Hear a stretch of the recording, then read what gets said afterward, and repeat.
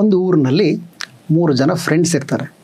ಅನಂತು, ಬಾಲು ಮತ್ತು ಚಂದ್ರು ಅಂತ ಅವ್ರ ಹೆಸರು. 3 ಜನಕ್ಕೂ ಒಳ್ಳೆ ಫ್ರೆಂಡ್ಶಿಪ್ ಇರುತ್ತೆ. ಜೊತೆಗೆ ಒಳ್ಳೆ ಒಂದು ಅಭ್ಯಾಸ ಕೂಡ ಇರುತ್ತೆ. ಏನು ಅಭ್ಯಾಸ ಅಂತಂದರೆ, ಪ್ರತಿದಿನವೂ 3 ಜನನೂ ಒಂದು ಪಾರ್ಕ್ಗೆ ಜಾಗಿಂಗ್ ಹೋಗ್ತಾ ಇರ್ತಾರೆ. Every day without missing A single day ಹೋಗ್ತಾ ಇರ್ತಾರೆ. ಹೋದ ನಂತರ ಜಾಗ್ ಮಾಡ್ತಾರೆ, ಪಾರ್ಕಲ್ಲಿ ಜಾಗ್ ಮಾಡ್ತಾರೆ. ಜಾಗ್ ಮಾಡಿದ ನಂತರನೂ ಡೈರೆಕ್ಟಾಗಿ ಮನೆಗೆ ಹೋಗೋದಿಲ್ಲ. ಅವರು ಒಂದು ಬೆಂಚ್ ಮೇಲೆ ಕೂತ್ಕೊಂಡು 3 ಜನನೂ ಮಾತಾಡ್ಕೊಂತ ಕೂತ್ಕೊತಾ ಇರ್ತಾರೆ. ಎವ್ರಿ ಡೇ 3 ಜನನೂ ಒಂದೇ ಬೆಂಚ್ ಮೇಲೆ 3 ಜನನೂ ಕೂತ್ಕೊತಾರೆ. ಆ್ಯಂಡ್ ಆ ಬೆಂಚಲ್ಲಿ ಈ 3 ಜನ ಮಾತ್ರ ಕೂತ್ಕೊಂಡಿರೋದು. ಆ ಟೈಮಲ್ಲಿ 400 ಯಾರೂ ಇರೋದಿಲ್ಲ. ಸರಿ, ಇಷ್ಟೇ ಈ ಕತೆ ಮುಗೀತು ಇಲ್ಲಿಗೆ. ಈ ಕತೆ ಮೇಲೆ ನಾನು ನಿಮಗೆ ಒಂದು ಪ್ರಶ್ನೆ ಕೇಳ್ತೀನಿ.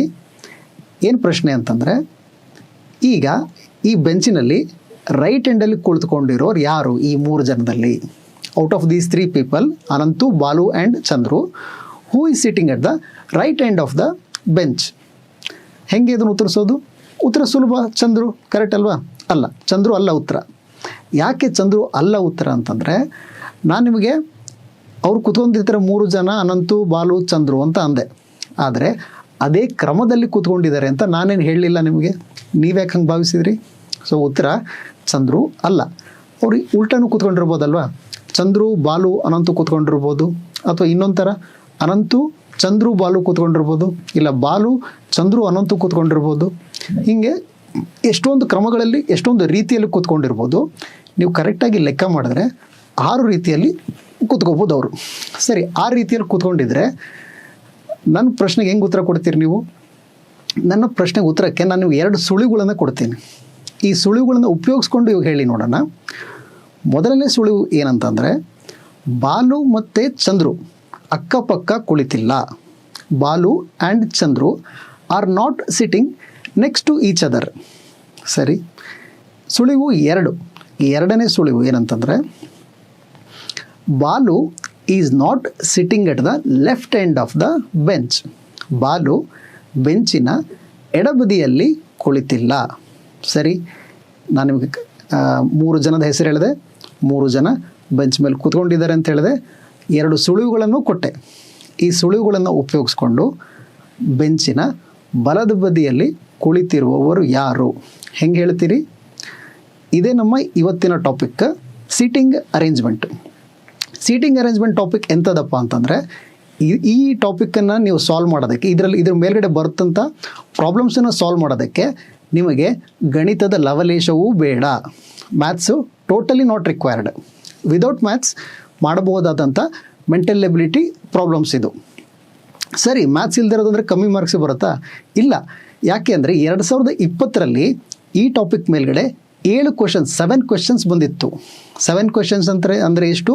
14 ಮಾರ್ಕ್ಸ್ ಬಂದಿತ್ತು ಈ ಒಂದೇ ಟಾಪಿಕ್ ಮೇಲೆ, ಮ್ಯಾಥ್ಸ್ ಇಲ್ಲದೆ ಇರೋಂಥ ಟಾಪಿಕ್ ಮೇಲೆ. ಇಂಥ ಒಳ್ಳೆ ಟಾಪಿಕ್ ಕಲಿಯೋಣ ಅಲ್ವಾ? ನಮಗೆ ಈ ಬರೋ ಎಕ್ಸಾಮ್ನಲ್ಲೂ ಹೆಲ್ಪ್ ಆಗುತ್ತೆ ಇದು. ಎಷ್ಟು ಕ್ವೆಶನ್ಸ್ ಆದರೂ ಬರ್ಬೋದು ಇದರಲ್ಲಿ. ಬಂದರೆ ನಾವು ಉತ್ತರ ಕೊಡೋಣ ಅದಕ್ಕೆ. ಸರಿ, ನನ್ನ ಟಾಪಿಕ್ ಏನಂತಂದೆ, seating arrangement. Welcome to the class. ನಾನು ಸಚಿನ್ ಗೋಪನಾಳ್. ಸರಿ, ಸೀಟಿಂಗ್ ಅರೇಂಜ್ಮೆಂಟನ್ನು ಉತ್ತರ ಕೊಡೋದು ಹೆಂಗೆ? ಇದರಲ್ಲಿ ಬರೋಂಥ ಪ್ರಾಬ್ಲಮ್ಸನ್ನು ನಾನು ಹೇಳಿದ್ದು, ಆ ಪ್ರಾಬ್ಲಮ್ಗೆ ಉತ್ತರ ಕೊಡೋದು ಹೆಂಗೆ ಅಂತ ಗೊತ್ತಾಗಲಿಲ್ಲ ನಮಗೆ. ಮತ್ತು ಹೆಂಗೆ ಉತ್ತರ ಕೊಡೋದು ಎಕ್ಸಾಮ್ನಲ್ಲಿ ಬರುವಂಥ ಕ್ವೆಶನ್ಗಳಿಗೆ? ಸರಿ, ಇದನ್ನು ಉತ್ತರ ಕೊಡೋದಕ್ಕೆ ನಾನು ನಿಮಗೆ 6 ಪಾಯಿಂಟ್ ಟಿಪ್ಸ್ ಕೊಡ್ತೀನಿ. ನಿಮಗೆ ಟಿಪ್ಸ್ ಅಂತ ಆದರೂ ಅಂದ್ಕೊಳ್ರಿ, ಇಲ್ಲ ಇನ್ಫಾರ್ಮೇಷನ್ ಆದರೂ ಅಂದ್ಕೊಳ್ರಿ. ನಿಮಗೆ 6 ಪಾಯಿಂಟ್ಸ್ ಕೊಡ್ತೀನಿ ನಾನು. ಈ 6 ಪಾಯಿಂಟನ್ನು ನೀವು ಅರ್ಥ ಮಾಡಿಕೊಂಡು ಅದನ್ನು ನಿಮ್ಮ ಪ್ರಾಬ್ಲಮ್ ಸಾಲ್ವಿಂಗಲ್ಲಿ ಯೂಸ್ ಮಾಡಿದ್ರೆ ನಿಮಗೆ ಉತ್ತರ ಬರುತ್ತೆ. ಇದು ಫಸ್ಟ್, ಇದು 6 ಪಾಯಿಂಟ್ಸ್ ಏನು ಅಂತ ನಿಮ್ಗೆ ಹೇಳ್ತೀನಿ. ನೆಕ್ಸ್ಟು ಪ್ರಾಬ್ಲಮ್ಸಲ್ಲಿ ಇದನ್ನು ಹೆಂಗೆ ಉಪಯೋಗಿಸ್ಕೊಂಡು ಆನ್ಸರ್ ಕಂಡುಹಿಡಿಯೋದಂತ ಕೂಡ ಹೇಳ್ತೀನಿ. ನನ್ನ ಮೊದಲನೇ ಪಾಯಿಂಟ್ ಏನಂತಂದರೆ, ಮೊದಲನೇ ಟಿಪ್ ಏನಂತಂದರೆ, ಪ್ರಶ್ನೆಯಲ್ಲಿ ಏನು ಮಾಹಿತಿ ಕೊಟ್ಟಿರ್ತಾರಲ್ಲ ಅದನ್ನು ಚಿತ್ರ ರೂಪದಲ್ಲಿ ಬರೆದುಕೊಳ್ಬೇಕು. ಪಾಯಿಂಟ್ 1 ಏನಂತ ಇದೆ, ಪ್ರಶ್ನೆಯಲ್ಲಿ ಕೊಟ್ಟಿರುವ ಮಾಹಿತಿಯನ್ನು ಚಿತ್ರ ರೂಪದಲ್ಲಿ ಬರೆದುಕೊಳ್ಳಿ. ಫಸ್ಟ್ ಅವ್ರು ಏನು ನಿಮ್ಗೆ ಇನ್ಫಾರ್ಮೇಷನ್ ಕೊಟ್ಟಿರ್ತಾರಲ್ಲ ಅದನ್ನು ನೀವು ಪೇಪರ್ ಮೇಲ್ಗಡೆ in the form of diagram ಬರ್ಕೋಬೇಕು. ಅದು ಹೆಂಗೆ ಕೊಟ್ಟಿದ್ರೆ ಹಂಗೆ ಬರ್ಕೊಂಡ್ರು ವೇಸ್ಟ್. ಅದನ್ನು ಚಿತ್ರದಲ್ಲೇ ಬರ್ಕೋಬೇಕು.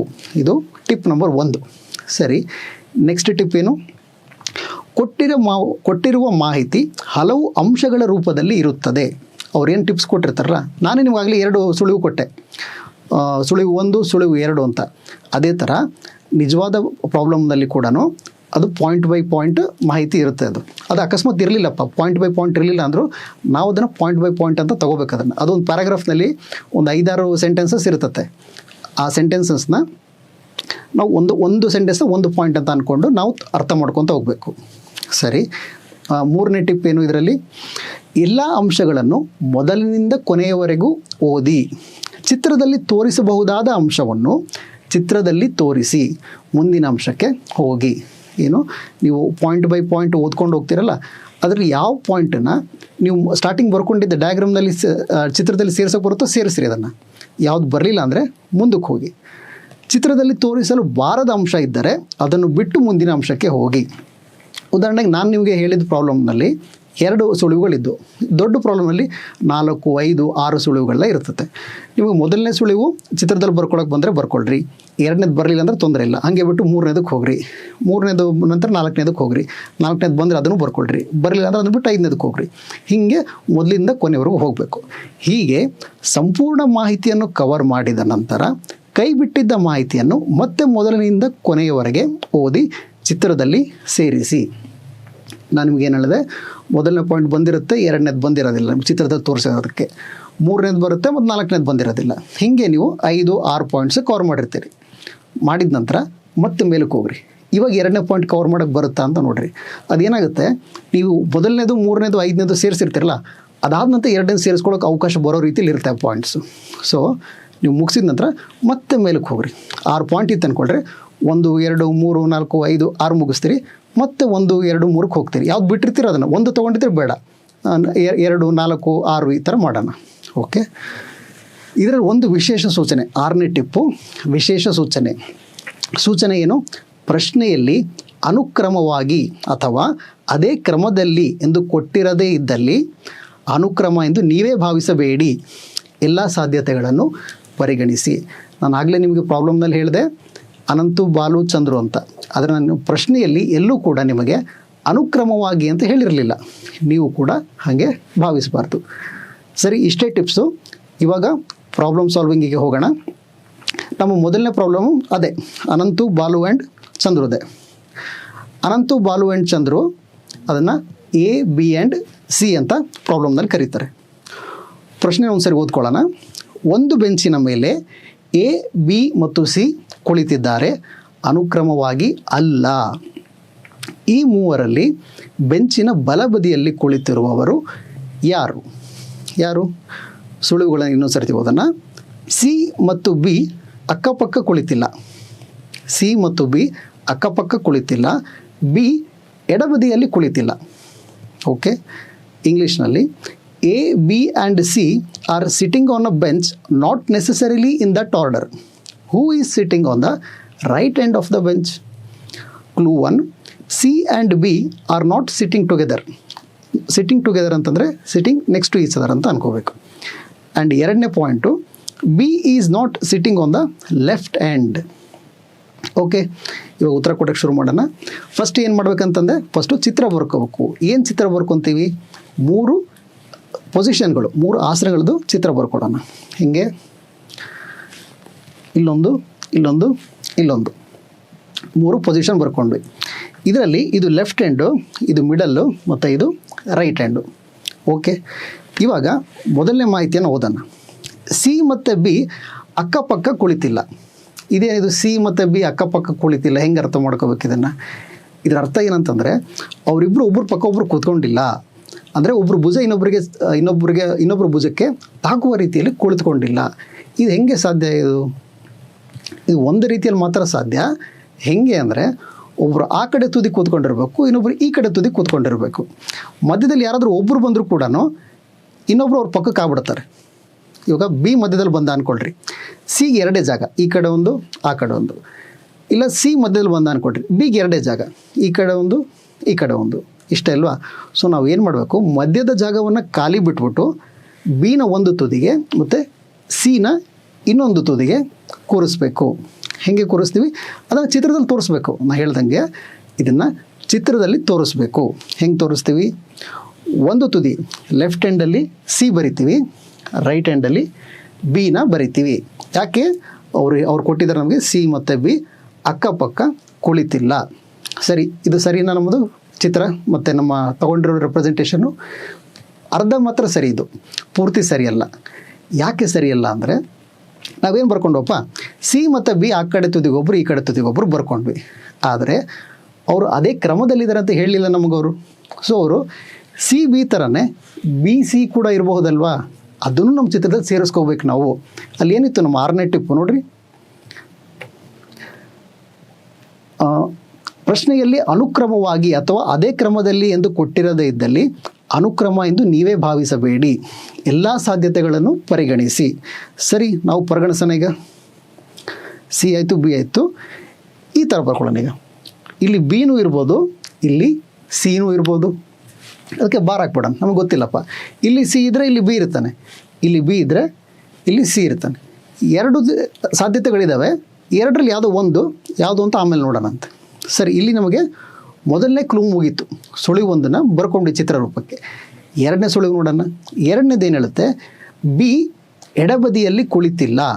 B is not sitting on the left hand. ಓ, ಬಿ ಇಲ್ಲಿ ಕುಳಿತಿಲ್ಲ ಅಂತಂದರೆ ಮತ್ತು ಬಿಗೆ ಯಾವುದು ಒಂದೇ ಪೊಸಿಷನ್ ಉಳಿದಿದ್ದು, ಇಲ್ಲಿ ಮಾತ್ರ ಉಳಿತು. ಬಿ ಇಲ್ಲಿ ಕುಳಿತಿಲ್ಲ ಅಂದರೆ ಬಿಗೆ ಇಲ್ಲಿ ಮಾತ್ರ ಉಳಿತು ಪೊಸಿಷನ್. ಸರಿ, ಬಿ ಇಲ್ಲಿದ್ದಾನೆ ಅಂತಂದರೆ ಇಲ್ಲಿ ಸಿಗೆ ಜಾಗ ಇಲ್ಲ. ಈಗ ಸಿ ಇಲ್ಲಿ ಕುಳಿತಿಲ್ಲ, ಸಿ ಇಲ್ಲಿ ಕುಳಿತಿದ್ದಾನೆ. ಸರಿ, ನಮಗೆ ಸಿಗ್ತಾ ಇವಾಗ ಸಿ ಮತ್ತು ಬಿ ಪೊಸಿಷನು ಎಕ್ಸಾಕ್ಟ್ಲಿ ಸಿಕ್ತು, ಕರೆಕ್ಟಾಗಿ ಸಿಕ್ತು. ಇವಾಗ ನಮಗೆ ಕನ್ಫ್ಯೂಷನ್ನೇ ಇಲ್ಲ. ಸರಿ, ಸಿ ಮತ್ತು ಬಿ ಇಲ್ಲಿದ್ದಾರೆ ಅಂದರೆ ಮಧ್ಯದಲ್ಲಿ ಒಂದೇ ಜಾಗ ಇದೆ, ನಾವಲ್ಲಿ ಕೂರಿಸ್ಬೇಕಾಗಿರೋದು ಒಬ್ಬನೇ ವ್ಯಕ್ತಿನ, ಅವನೇ ಅನಂತು. ಎ ಅವ್ರು ಯಾವ ಕ್ರಮದಲ್ಲಿ ಕೂತ್ಕೊಂಡಿದ್ದಾರೆ ಹಂಗಾದರೆ Chandru, Ananthu, Balu C A B ಅಲ್ಲಿ ಕುಳಿತುಕೊಂಡಿದ್ದಾರೆ. ಇವಾಗ ನಮ್ಮ ಉತ್ತರ ಏನು? Who is sitting on the right hand of the bench? Balu. B ನಮ್ಮ ಉತ್ತರ. ಬಿ. ಸರಿ, ಈ ಪ್ರಶ್ನೆಯಲ್ಲಿ 3 ಜನ ಇದ್ದರು, 3 ಸ್ಥಾನಗಳಿದ್ವು, 2 ಸುಳಿವುಗಳಿದ್ದು ಉತ್ತರ ಕೊಟ್ವಿ. ನಿಮ್ಮ ಎಕ್ಸಾಮ್ನಲ್ಲಿ ಈ ಥರ ಪ್ರಶ್ನೆ ಬಂದರೆ, ಇಷ್ಟು ಸುಲಭವಾದ ಪ್ರಶ್ನೆ ಬಂದರೆ 1 ಮಾರ್ಕಿಗೆ 1 ಕ್ವೆಶನ್ ಬರ್ಬೋದು ಅಷ್ಟೇ, 2 ಮಾರ್ಕಿಂದು ನಿಮಗೆ. ಬಟ್ ಆ್ಯಕ್ಚುಲಿ ಎಕ್ಸಾಮ್ನಲ್ಲಿ ಬರೋದು ಭಾಳ ಮಟ್ಟಿಗೆ ಸ್ವಲ್ಪ ಉದ್ದನ ಪ್ರಶ್ನೆ ಬರುತ್ತೆ, 1 ಮಾರ್ಕಿಗೆ ಬರೋದಿಲ್ಲ. ಅದು 3 ಮಾರ್ಕಿಗೋ 4 ಮಾರ್ಕಿಗೋ ಬರುತ್ತೆ ಅದು. ಹಾಗಾಗಿ ಈಗ 3 ಜನ ಕೂತ್ಕೊಂಡಿದ್ರೆ ಹೆಂಗೆ ಅಂತ ನೋಡಿದ್ವಿ ನಾವೀಗ. ನೆಕ್ಸ್ಟ್ 4 ಜನ ಕೂತ್ಕೊಂಡಿದ್ರೆ ಹೆಂಗಾಗುತ್ತೆ ನೋಡೋಣ. ಸರಿ, ಇವಾಗ 4ನವರೊಬ್ಬರು ಬಂದರು, ಡಿ, ಎ ಬಿ ಸಿ ಜೊತೆಗೆ ಡಿ ಒಬ್ಬರು ಬಂದರು. ಪ್ರಶ್ನೆ ಓದೋಣ. A B C and D are sitting on a bench, not necessarily in that order. ನಾನು ಇಲ್ಲಿ ನಿಮಗೆ ಗೊತ್ತಾಗಲಿ ಅಂತ not necessarily in that order ಅಂತ ಸೇರಿಸಿದ್ದೀನಿ. ನಿಮ್ಮ ಪ್ರಶ್ನೆಯಲ್ಲಿ, ಆ್ಯಕ್ಚುಲ್ ಎಕ್ಸಾಮ್ನಲ್ಲಿ ಪ್ರಶ್ನೆಯಲ್ಲಿ ಇದು ಇರ್ಬೋದು, ಇಲ್ಲದೇನೂ ಇರ್ಬೋದು. ಬಟ್ ಅವರು ಇನ್ ದಟ್ ಆರ್ಡರ್ ಅಂತ ಹೇಳಿಲ್ಲ, ಅನುಕ್ರಮವಾಗಿ ಅಂತ ಹೇಳಿಲ್ಲ ಅಂದರೆ ನಾವು ಇಲ್ಲ ಅಂತಲೇ ಭಾವಿಸ್ಕೋಬೇಕು. ಯಾವಾಗಲೂ ಇದೊಂದು ನೆನ್ಪಿಟ್ಕೊಳ್ರಿ, ಅನುಕ್ರಮವಾಗಿ ಅಂತ ಅವರು ಬಾಯ್ಬಿಟ್ಟು ಎಕ್ಸಾಮ್ನಲ್ಲಿ ಪ್ರಾಬ್ಲಮ್ನಲ್ಲಿ ಹೇಳಿಲ್ಲ ಅಂದರೆ ಅನುಕ್ರಮ ಅಲ್ಲ ಅಂತ ನಾವು ಅಂದ್ಕೋಬೇಕು ಯಾವಾಗಲೂ ಕೂಡ. ಸರಿ, ಇಲ್ಲಿ 3 ಕ್ಲೂಸ್ ಕೊಟ್ಟಿದ್ದಾರೆ ಸಾಲ್ವ್ ಮಾಡೋದಕ್ಕೆ. D and C are sitting next to A. D and C are sitting next to A. D is sitting at one of the ends. D is sitting at one of the ends. A is sitting at the second position from the right. A is sitting at second position from the right. ಕನ್ನಡದಲ್ಲಿ A B C ಮತ್ತು D ಒಂದು ಬೆಂಚಿನ ಮೇಲೆ ಕುಳಿತಿದ್ದಾರೆ, ಅನುಕ್ರಮವಾಗಿ ಅಲ್ಲ. A ಪಕ್ಕದಲ್ಲಿ D ಮತ್ತು C ಕುಳಿತಿದ್ದಾರೆ. ಡಿ ಬೆಂಚಿನ ಒಂದು ತುದಿಯಲ್ಲಿ ಕುಳಿತಿದ್ದಾರೆ. ಎ ಬಲಬದಿಯಿಂದ 2ನೇ ಸ್ಥಾನದಲ್ಲಿ ಕುಳಿತಿದ್ದಾರೆ. ಪ್ರಶ್ನೆಗಳೇನು? ಬಿ ಎಷ್ಟನೇ ಸ್ಥಾನದಲ್ಲಿ ಕುಳಿತಿರುವರು? What is the position of B? ಇನ್ನೊಂದು ಪ್ರಶ್ನೆ ಏನು? Who is sitting in the 3rd position from the right? ಬಲಗಡೆಯಿಂದ 3ನೇ ಸ್ಥಾನದಲ್ಲಿ ಕುಳಿತಿರುವವರು ಯಾರು? ಸರಿ, ಹೆಂಗೆ ಉತ್ತರ ಕೊಡೋದು? ಫಸ್ಟ್ ನಾವೇನು ಮಾಡಬೇಕು? ಚಿತ್ರ ಬರ್ಕೋಬೇಕು. ಏನು ಚಿತ್ರ ಬರ್ಕೊತೀವಿ? 4 ಸ್ಥಾನಗಳನ್ನು ಬರ್ಕೊತೀವಿ. 1 2 3 4 ಸ್ಥಾನಗಳನ್ನ ಬರ್ಕೊಂಡ್ವಿ. ಇದು ಎಡತುದಿ, ಇದು ಬಲತುದಿ. ಸರಿ, ಇದಾದ ನಂತರ ಮೊದಲನೇ ಪಾಯಿಂಟನ್ನು ತಗೊಳ್ಳೋಣ. ಮೊದಲನೇ ಪಾಯಿಂಟ್ ಏನಂತ ಇದೆ? D and C are sitting next to A. ಇದರ ಅರ್ಥ ಏನು ಅಂತಂದರೆ, ಡಿ ಮತ್ತು ಸಿ ಇಬ್ಬರು ಎ ಪಕ್ಕದಲ್ಲಿ ಕುಳಿತುಕೊಂಡಿದ್ದಾರೆ. ಇದು ಹೆಂಗೆ ಸಾಧ್ಯ? ಇವಾಗ ನಾನೇ ಎ ಅಂತಂದರೆ ಡಿ ಮತ್ತು ಸಿ ಇಬ್ಬರು ನನ್ನ ಪಕ್ಕ ಕುಳಿತುಕೊಂಡಿದ್ದಾರೆ ಅಂದರೆ ನಾನು ಒಂದು ಪಕ್ಕಕ್ಕೆ ಡಿ ಇರಬೇಕು, ಇನ್ನೊಂದು ಪಕ್ಕಕ್ಕೆ ಸಿ ಇರಬೇಕು, ಅಥವಾ ಈ ಕಡೆ ಸಿ ಇರ್ಬೋದು, ಈ ಕಡೆ ಡಿ ಇರ್ಬೋದು. ಇದನ್ನು ನಮ್ಮ ಚಿತ್ರಕ್ಕೆ ಸೇರ್ಸೋಕ್ಕಾಗತ್ತಾ? ಆಗೋದಿಲ್ಲ. ಯಾಕೆ ಅಂದರೆ ಎ ಎಲ್ಲಿದ್ದಾರೆ ಅಂತ ಗೊತ್ತಿಲ್ಲ ನಮಗೆ, ಡಿ ಎಲ್ಲಿದ್ದಾರೆ, ಸಿ ಎಲ್ಲಿದ್ದಾರೆ, ಯಾರ್ಯಾರು ಎಲ್ಲಿದ್ದಾರೆ ಅಂತ ಗೊತ್ತಿಲ್ಲ. ಹಾಗಾಗಿ ಈ ಚಿತ್ರದಲ್ಲಿ ನಾವು ಇವಾಗ ಇದನ್ನು ಸೇರಿಸ್ಕೊಳ್ಳೋಕೆ ಬರೋದಿಲ್ಲ. ಎರಡನೇ ಪಾಯಿಂಟಿಗೆ ಹೋಗೋಣ. ತೊಂದರೆ ಇಲ್ಲ, ಮೊದಲನೇ ಪಾಯಿಂಟಿಗೆ ವಾಪಸ್ ಬರ್ತೀವಿ, ನೀವು ಹೆದರ್ಕೋಬೇಡ್ರಿ, ಮೊದಲನೇ ಬಿಟ್ಟು ಹೋಗ್ತಾ ಇದೀವಿ ಅಂತ. ಅದಕ್ಕೆ ಹೇಳಿದೆ, ಇದು ಫಸ್ಟು ನಿಮಗೆ ಸೀಟಿಂಗ್ ಅರೇಂಜ್ಮೆಂಟ್ ಸಾಲ್ವ್ ಮಾಡೋದಕ್ಕೆ ತಾಳ್ಮೆ ಇರಬೇಕು, ಒಂದು ಸ್ವಲ್ಪ ತಾಳ್ಮೆ ಇರಬೇಕು. ಮತ್ತು ಅವ್ರು ಏನು ಕೊಟ್ಟಿದ್ದಾರೆ ಅದನ್ನು ಚಿತ್ರದಲ್ಲಿ ಬರ್ಕೊಳ್ಳೋಷ್ಟು ಕಾಮನ್ ಇದು ಇರಬೇಕಷ್ಟೆ. ಅಷ್ಟು ನಮಗೆ ಮಿನಿಮಮ್ ಕಾಮನ್ ಇದ್ದಿದ್ರೆ ಸಾಕು ನಮಗೆ. ಸರಿ, ಎರಡನೇ ಪಾಯಿಂಟಿಗೆ ಹೋಗೋಣ. ಡಿ ಬೆಂಚಿನ ಒಂದು ಬದಿಯಲ್ಲಿ ಕುಳಿತಿದ್ದಾರೆ. ಸರಿ, ಡಿ ಬೆಂಚಿನ ಒಂದು ಬದಿಯಲ್ಲಿ ಕುಳಿತಿದ್ದಾರೆ ಅಂತ ಅಂದರು. ಇವಾಗಲಾದರೂ ನಾವು ಬರ್ಕೊಳಕ್ಕಾಗತ್ತಾ? ಇಲ್ಲ. ಯಾಕೆಂದರೆ ಅವ್ರು ಯಾವ ಬದಿ ಅಂತ ಹೇಳಿಲ್ಲ. ಡಿ ಇಲ್ಲೂ ಕೂತ್ಕೊಂಡಿರ್ಬೋದು, ಡಿ ಅಲ್ಲೂ ಕೂತ್ಕೊಂಡಿರ್ಬೋದು. ಸೊ ಎಲ್ಲಿ ಅಂತ ಗೊತ್ತಿಲ್ಲ ನಮಗೆ. ಈ ಮಾಹಿತಿಯನ್ನು ಕೂಡ ಬಿಡೋಣ. ಸೆಕೆಂಡ್ ಕ್ಲೂ ಕೂಡ ಬಿಟ್ಬಿಟ್ಟು ಥರ್ಡ್ ಕ್ಲೂಗೆ ಹೋಗೋಣ. ಈಗ ಎ ಬಲಬದಿಯಿಂದ ಎರಡನೇ ಸ್ಥಾನದಲ್ಲಿ ಕುಳಿತಿದ್ದಾರೆ. ಇದನ್ನು ತಗೋಬೋದ ನಾವು? ಹೌದು, ತಗೋಬೋದು. ಯಾಕೆಂದರೆ ಇದು ಬಲಬದಿ, ಇಲ್ಲಿಂದ ಎರಡನೇ ಸ್ಥಾನ ಅಂದರೆ ಇದು, ಇಲ್ಲಿ ಎ ಕುಳಿತಿದ್ದಾರೆ ಅಂತ ಹೇಳ್ತಾ ಇದ್ದಾರೆ. ಎ ಬಲಬದಿಯಿಂದ ಎರಡನೇ ಸ್ಥಾನದಲ್ಲಿ ಕುಳಿತಿದ್ದಾರೆ. ಇದು ತುಂಬ ಈಸಿ. ಇದು ಇಲ್ಲಿ ಏನ ಬರೆಯೋಣ. ಈಗ ಏನ ಇಲ್ಲಿ ಬರೆದ್ವಿ. ಸರಿ, ಏನ ಇಲ್ಲಿ ಬರೆದ ನಂತರ ಇವಾಗ ಏನು ಮಾಡೋಣ, ಇಲ್ಲಿ ಸುಳಿವುಗಳು ಜಾಸ್ತಿ ಇದ್ದಾವೆ, 1 2 3 ಅಂತ. ಸೊ ನಾವು ಯಾವ ಸುಳಿವನ್ನು ತೊಗೊಂಡಿದ್ವೋ ಅದಕ್ಕೊಂದು ರೌಂಡ್ ಹಾಕೊಂಬಿಡೋಣ. ಇಲ್ಲಿದೆಯಲ್ಲ, ಇದಕ್ಕೆ ಒಂದು ಮಾರ್ಕ್ ಮಾಡ್ಕೊಂಬಿಡೋಣ. ಅದನ್ನು ಕನ್ಸಿಡರ್ ಮಾಡಿದ್ವಿ. ಮತ್ತೆ ಇದನ್ನು ಓದಿ ಟೈಮ್ ವೇಸ್ಟ್ ಮಾಡೋದು ಬೇಡ. ನಾವು ಫಸ್ಟ್ ಪಾಯಿಂಟಿಗೆ ಮತ್ತೆ ಹೋಗೋಣ, ಮೇಲಿಂದ ಹೋಗೋಣ. ಫಸ್ಟ್ ಪಾಯಿಂಟಲ್ಲಿ ಏನು ಹೇಳ್ತಾರೆ, ಫಸ್ಟ್ ಕ್ಲೂದಲ್ಲಿ ಏನು ಹೇಳ್ತಾರೆ? ಎ ಪಕ್ಕದಲ್ಲಿ ಡಿ ಮತ್ತು ಸಿ ಕುಳಿತಿದ್ದಾರೆ. ಎ ಪಕ್ಕದಲ್ಲಿ ಡಿ ಮತ್ತು ಸಿ ಇದ್ದಾರೆ. ಸರಿ, ಡಿ ಸಿ ಹಿಂಗೂ ಇರ್ಬೋದು, ಇಲ್ಲ ಸಿ ಡಿ ಹಿಂಗೂ ಇರ್ಬೋದು. ಹಿಂದಿನ ಪ್ರಾಬ್ಲಮ್ನಲ್ಲಿ ಇತ್ತಲ್ಲ ಅದೇ ಥರ ನಾವು ಎರಡನ್ನೂ ಪರಿಗಣಿಸಿ ಅದನ್ನು ಡಿ ಬಾರ್ ಸಿ ಅಂತನೂ ಮತ್ತು ಆ ಕಡೆ ಸಿ ಬಾರ್ ಡಿ ಅಂತಲೂ ಬರೆಯೋಣ.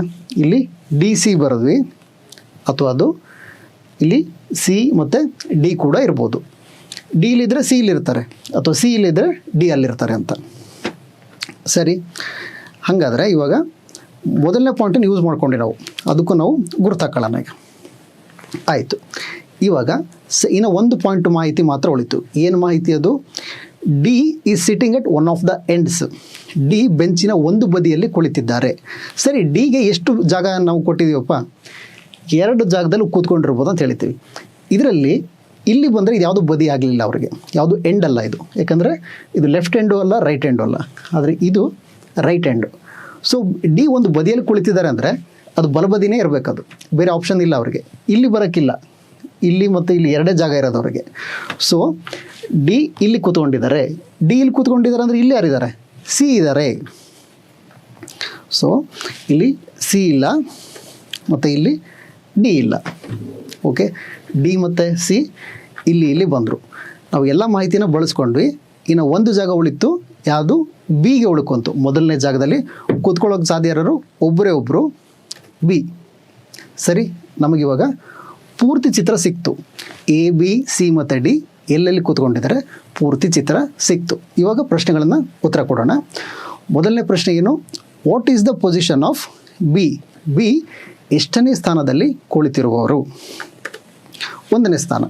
B sitting at the first position. ಎರಡನೇ ಕ್ವಶನ್ ಏನು? Who is sitting in the right third position from the right? ಬಲಗಡೆಯಿಂದ 3ನೇ ಸ್ಥಾನದಲ್ಲಿ ಕುಳಿತಿರುವವರು ಯಾರು? ಬಲಗಡೆಯಿಂದ ಹೆಂಗೆ ಎಣಿಸೋದು? 1 2 3. ಇಲ್ಲಿ ಯಾರಿದ್ದಾರೆ? ಸಿ. ನಮ್ಮ ಉತ್ತರ ಏನು? ಸಿ. ಸರಿ, ಸುಲಭವಾಗಿತ್ತಲ್ವ? ಇದು 4 ಸ್ಥಾನಗಳು ಕೊಟ್ಟಾಗ ಹೆಂಗೆ ಉತ್ತರ ಕೊಡೋದು ಅನ್ನೋದಕ್ಕೆ. ನಿಮ್ಮ ಎಕ್ಸಾಮ್ನಲ್ಲಿ 2020 ಎಕ್ಸಾಮ್ನಲ್ಲಿ ಇದು ಬಂದಿತ್ತು ಅಂತ ಹೇಳಿದೆ ನಿಮಗೆ. 7 ಮಾರ್ಕ್ಸಿಗೆ 7 ಕ್ವೆಶನ್ನು 14 ಮಾರ್ಕ್ಸಿಗೆ. ಅದರಲ್ಲಿ 5 ಸ್ಥಾನಗಳ ಪ್ರಶ್ನೆ ಇತ್ತು. ಸರಿ, ಇವಾಗ 3 ಸ್ಥಾನದ ಕಲ್ತ್ಕೊಂಡ್ವಿ, 4 ಸ್ಥಾನದ ಕಲ್ತ್ಕೊಂಡ್ವಿ. ಒಂದು ಸ್ಟೆಪ್ ಮುಂದಕ್ಕೆ ಹೋಗಿ 5 ಸ್ಥಾನದ್ದು ಕಲ್ತ್ಕೊಳ್ಳೋಣ. ಈಗ ನೆಕ್ಸ್ಟ್ ಕ್ವೆಶನ್ ನೋಡೋಣ. 5 ಜನ ಬಂದರು, ಪಿ ಕ್ಯೂ ಆರ್ ಎಸ್ ಮತ್ತು ಟಿ. ಪ್ರಶ್ನೆ ಓದೋಣ. ಪಿ ಕ್ಯೂ ಆರ್ ಎಸ್ ಮತ್ತು ಟಿ ಒಂದು ಬೆಂಚಿನ ಮೇಲೆ ಕುಳಿತಿದ್ದಾರೆ. ಸರಿ, ಕ್ಲೂಸ್ ಏನು?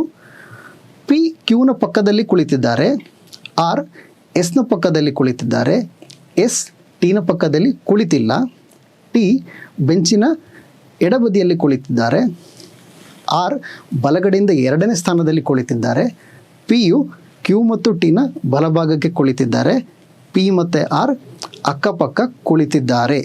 ಏನಿದೆ ಇಷ್ಟೊಂದು ಮಾಹಿತಿ ಕೊಟ್ಟಿದ್ದಾರೆ, ಹೆದರ್ಕೊಳ್ಳೋದು ಬೇಡ. ನಾವು ಏನು ಬೇಸಿಕ್ಸ್ ಕಲ್ತ್ಕೊಂಡು ಅದನ್ನೇ ಯೂಸ್ ಮಾಡೋಣ. ಫಸ್ಟ್ ನಾವು ಏನು ಮಾಡ್ತೀವಿ, ಚಿತ್ರ ಬರ್ಕೊತೀವಿ. ಏನು ಚಿತ್ರ? 5 ಸ್ಥಾನಗಳ ಚಿತ್ರ ಬರ್ಕೊಳ್ಳೋಣ.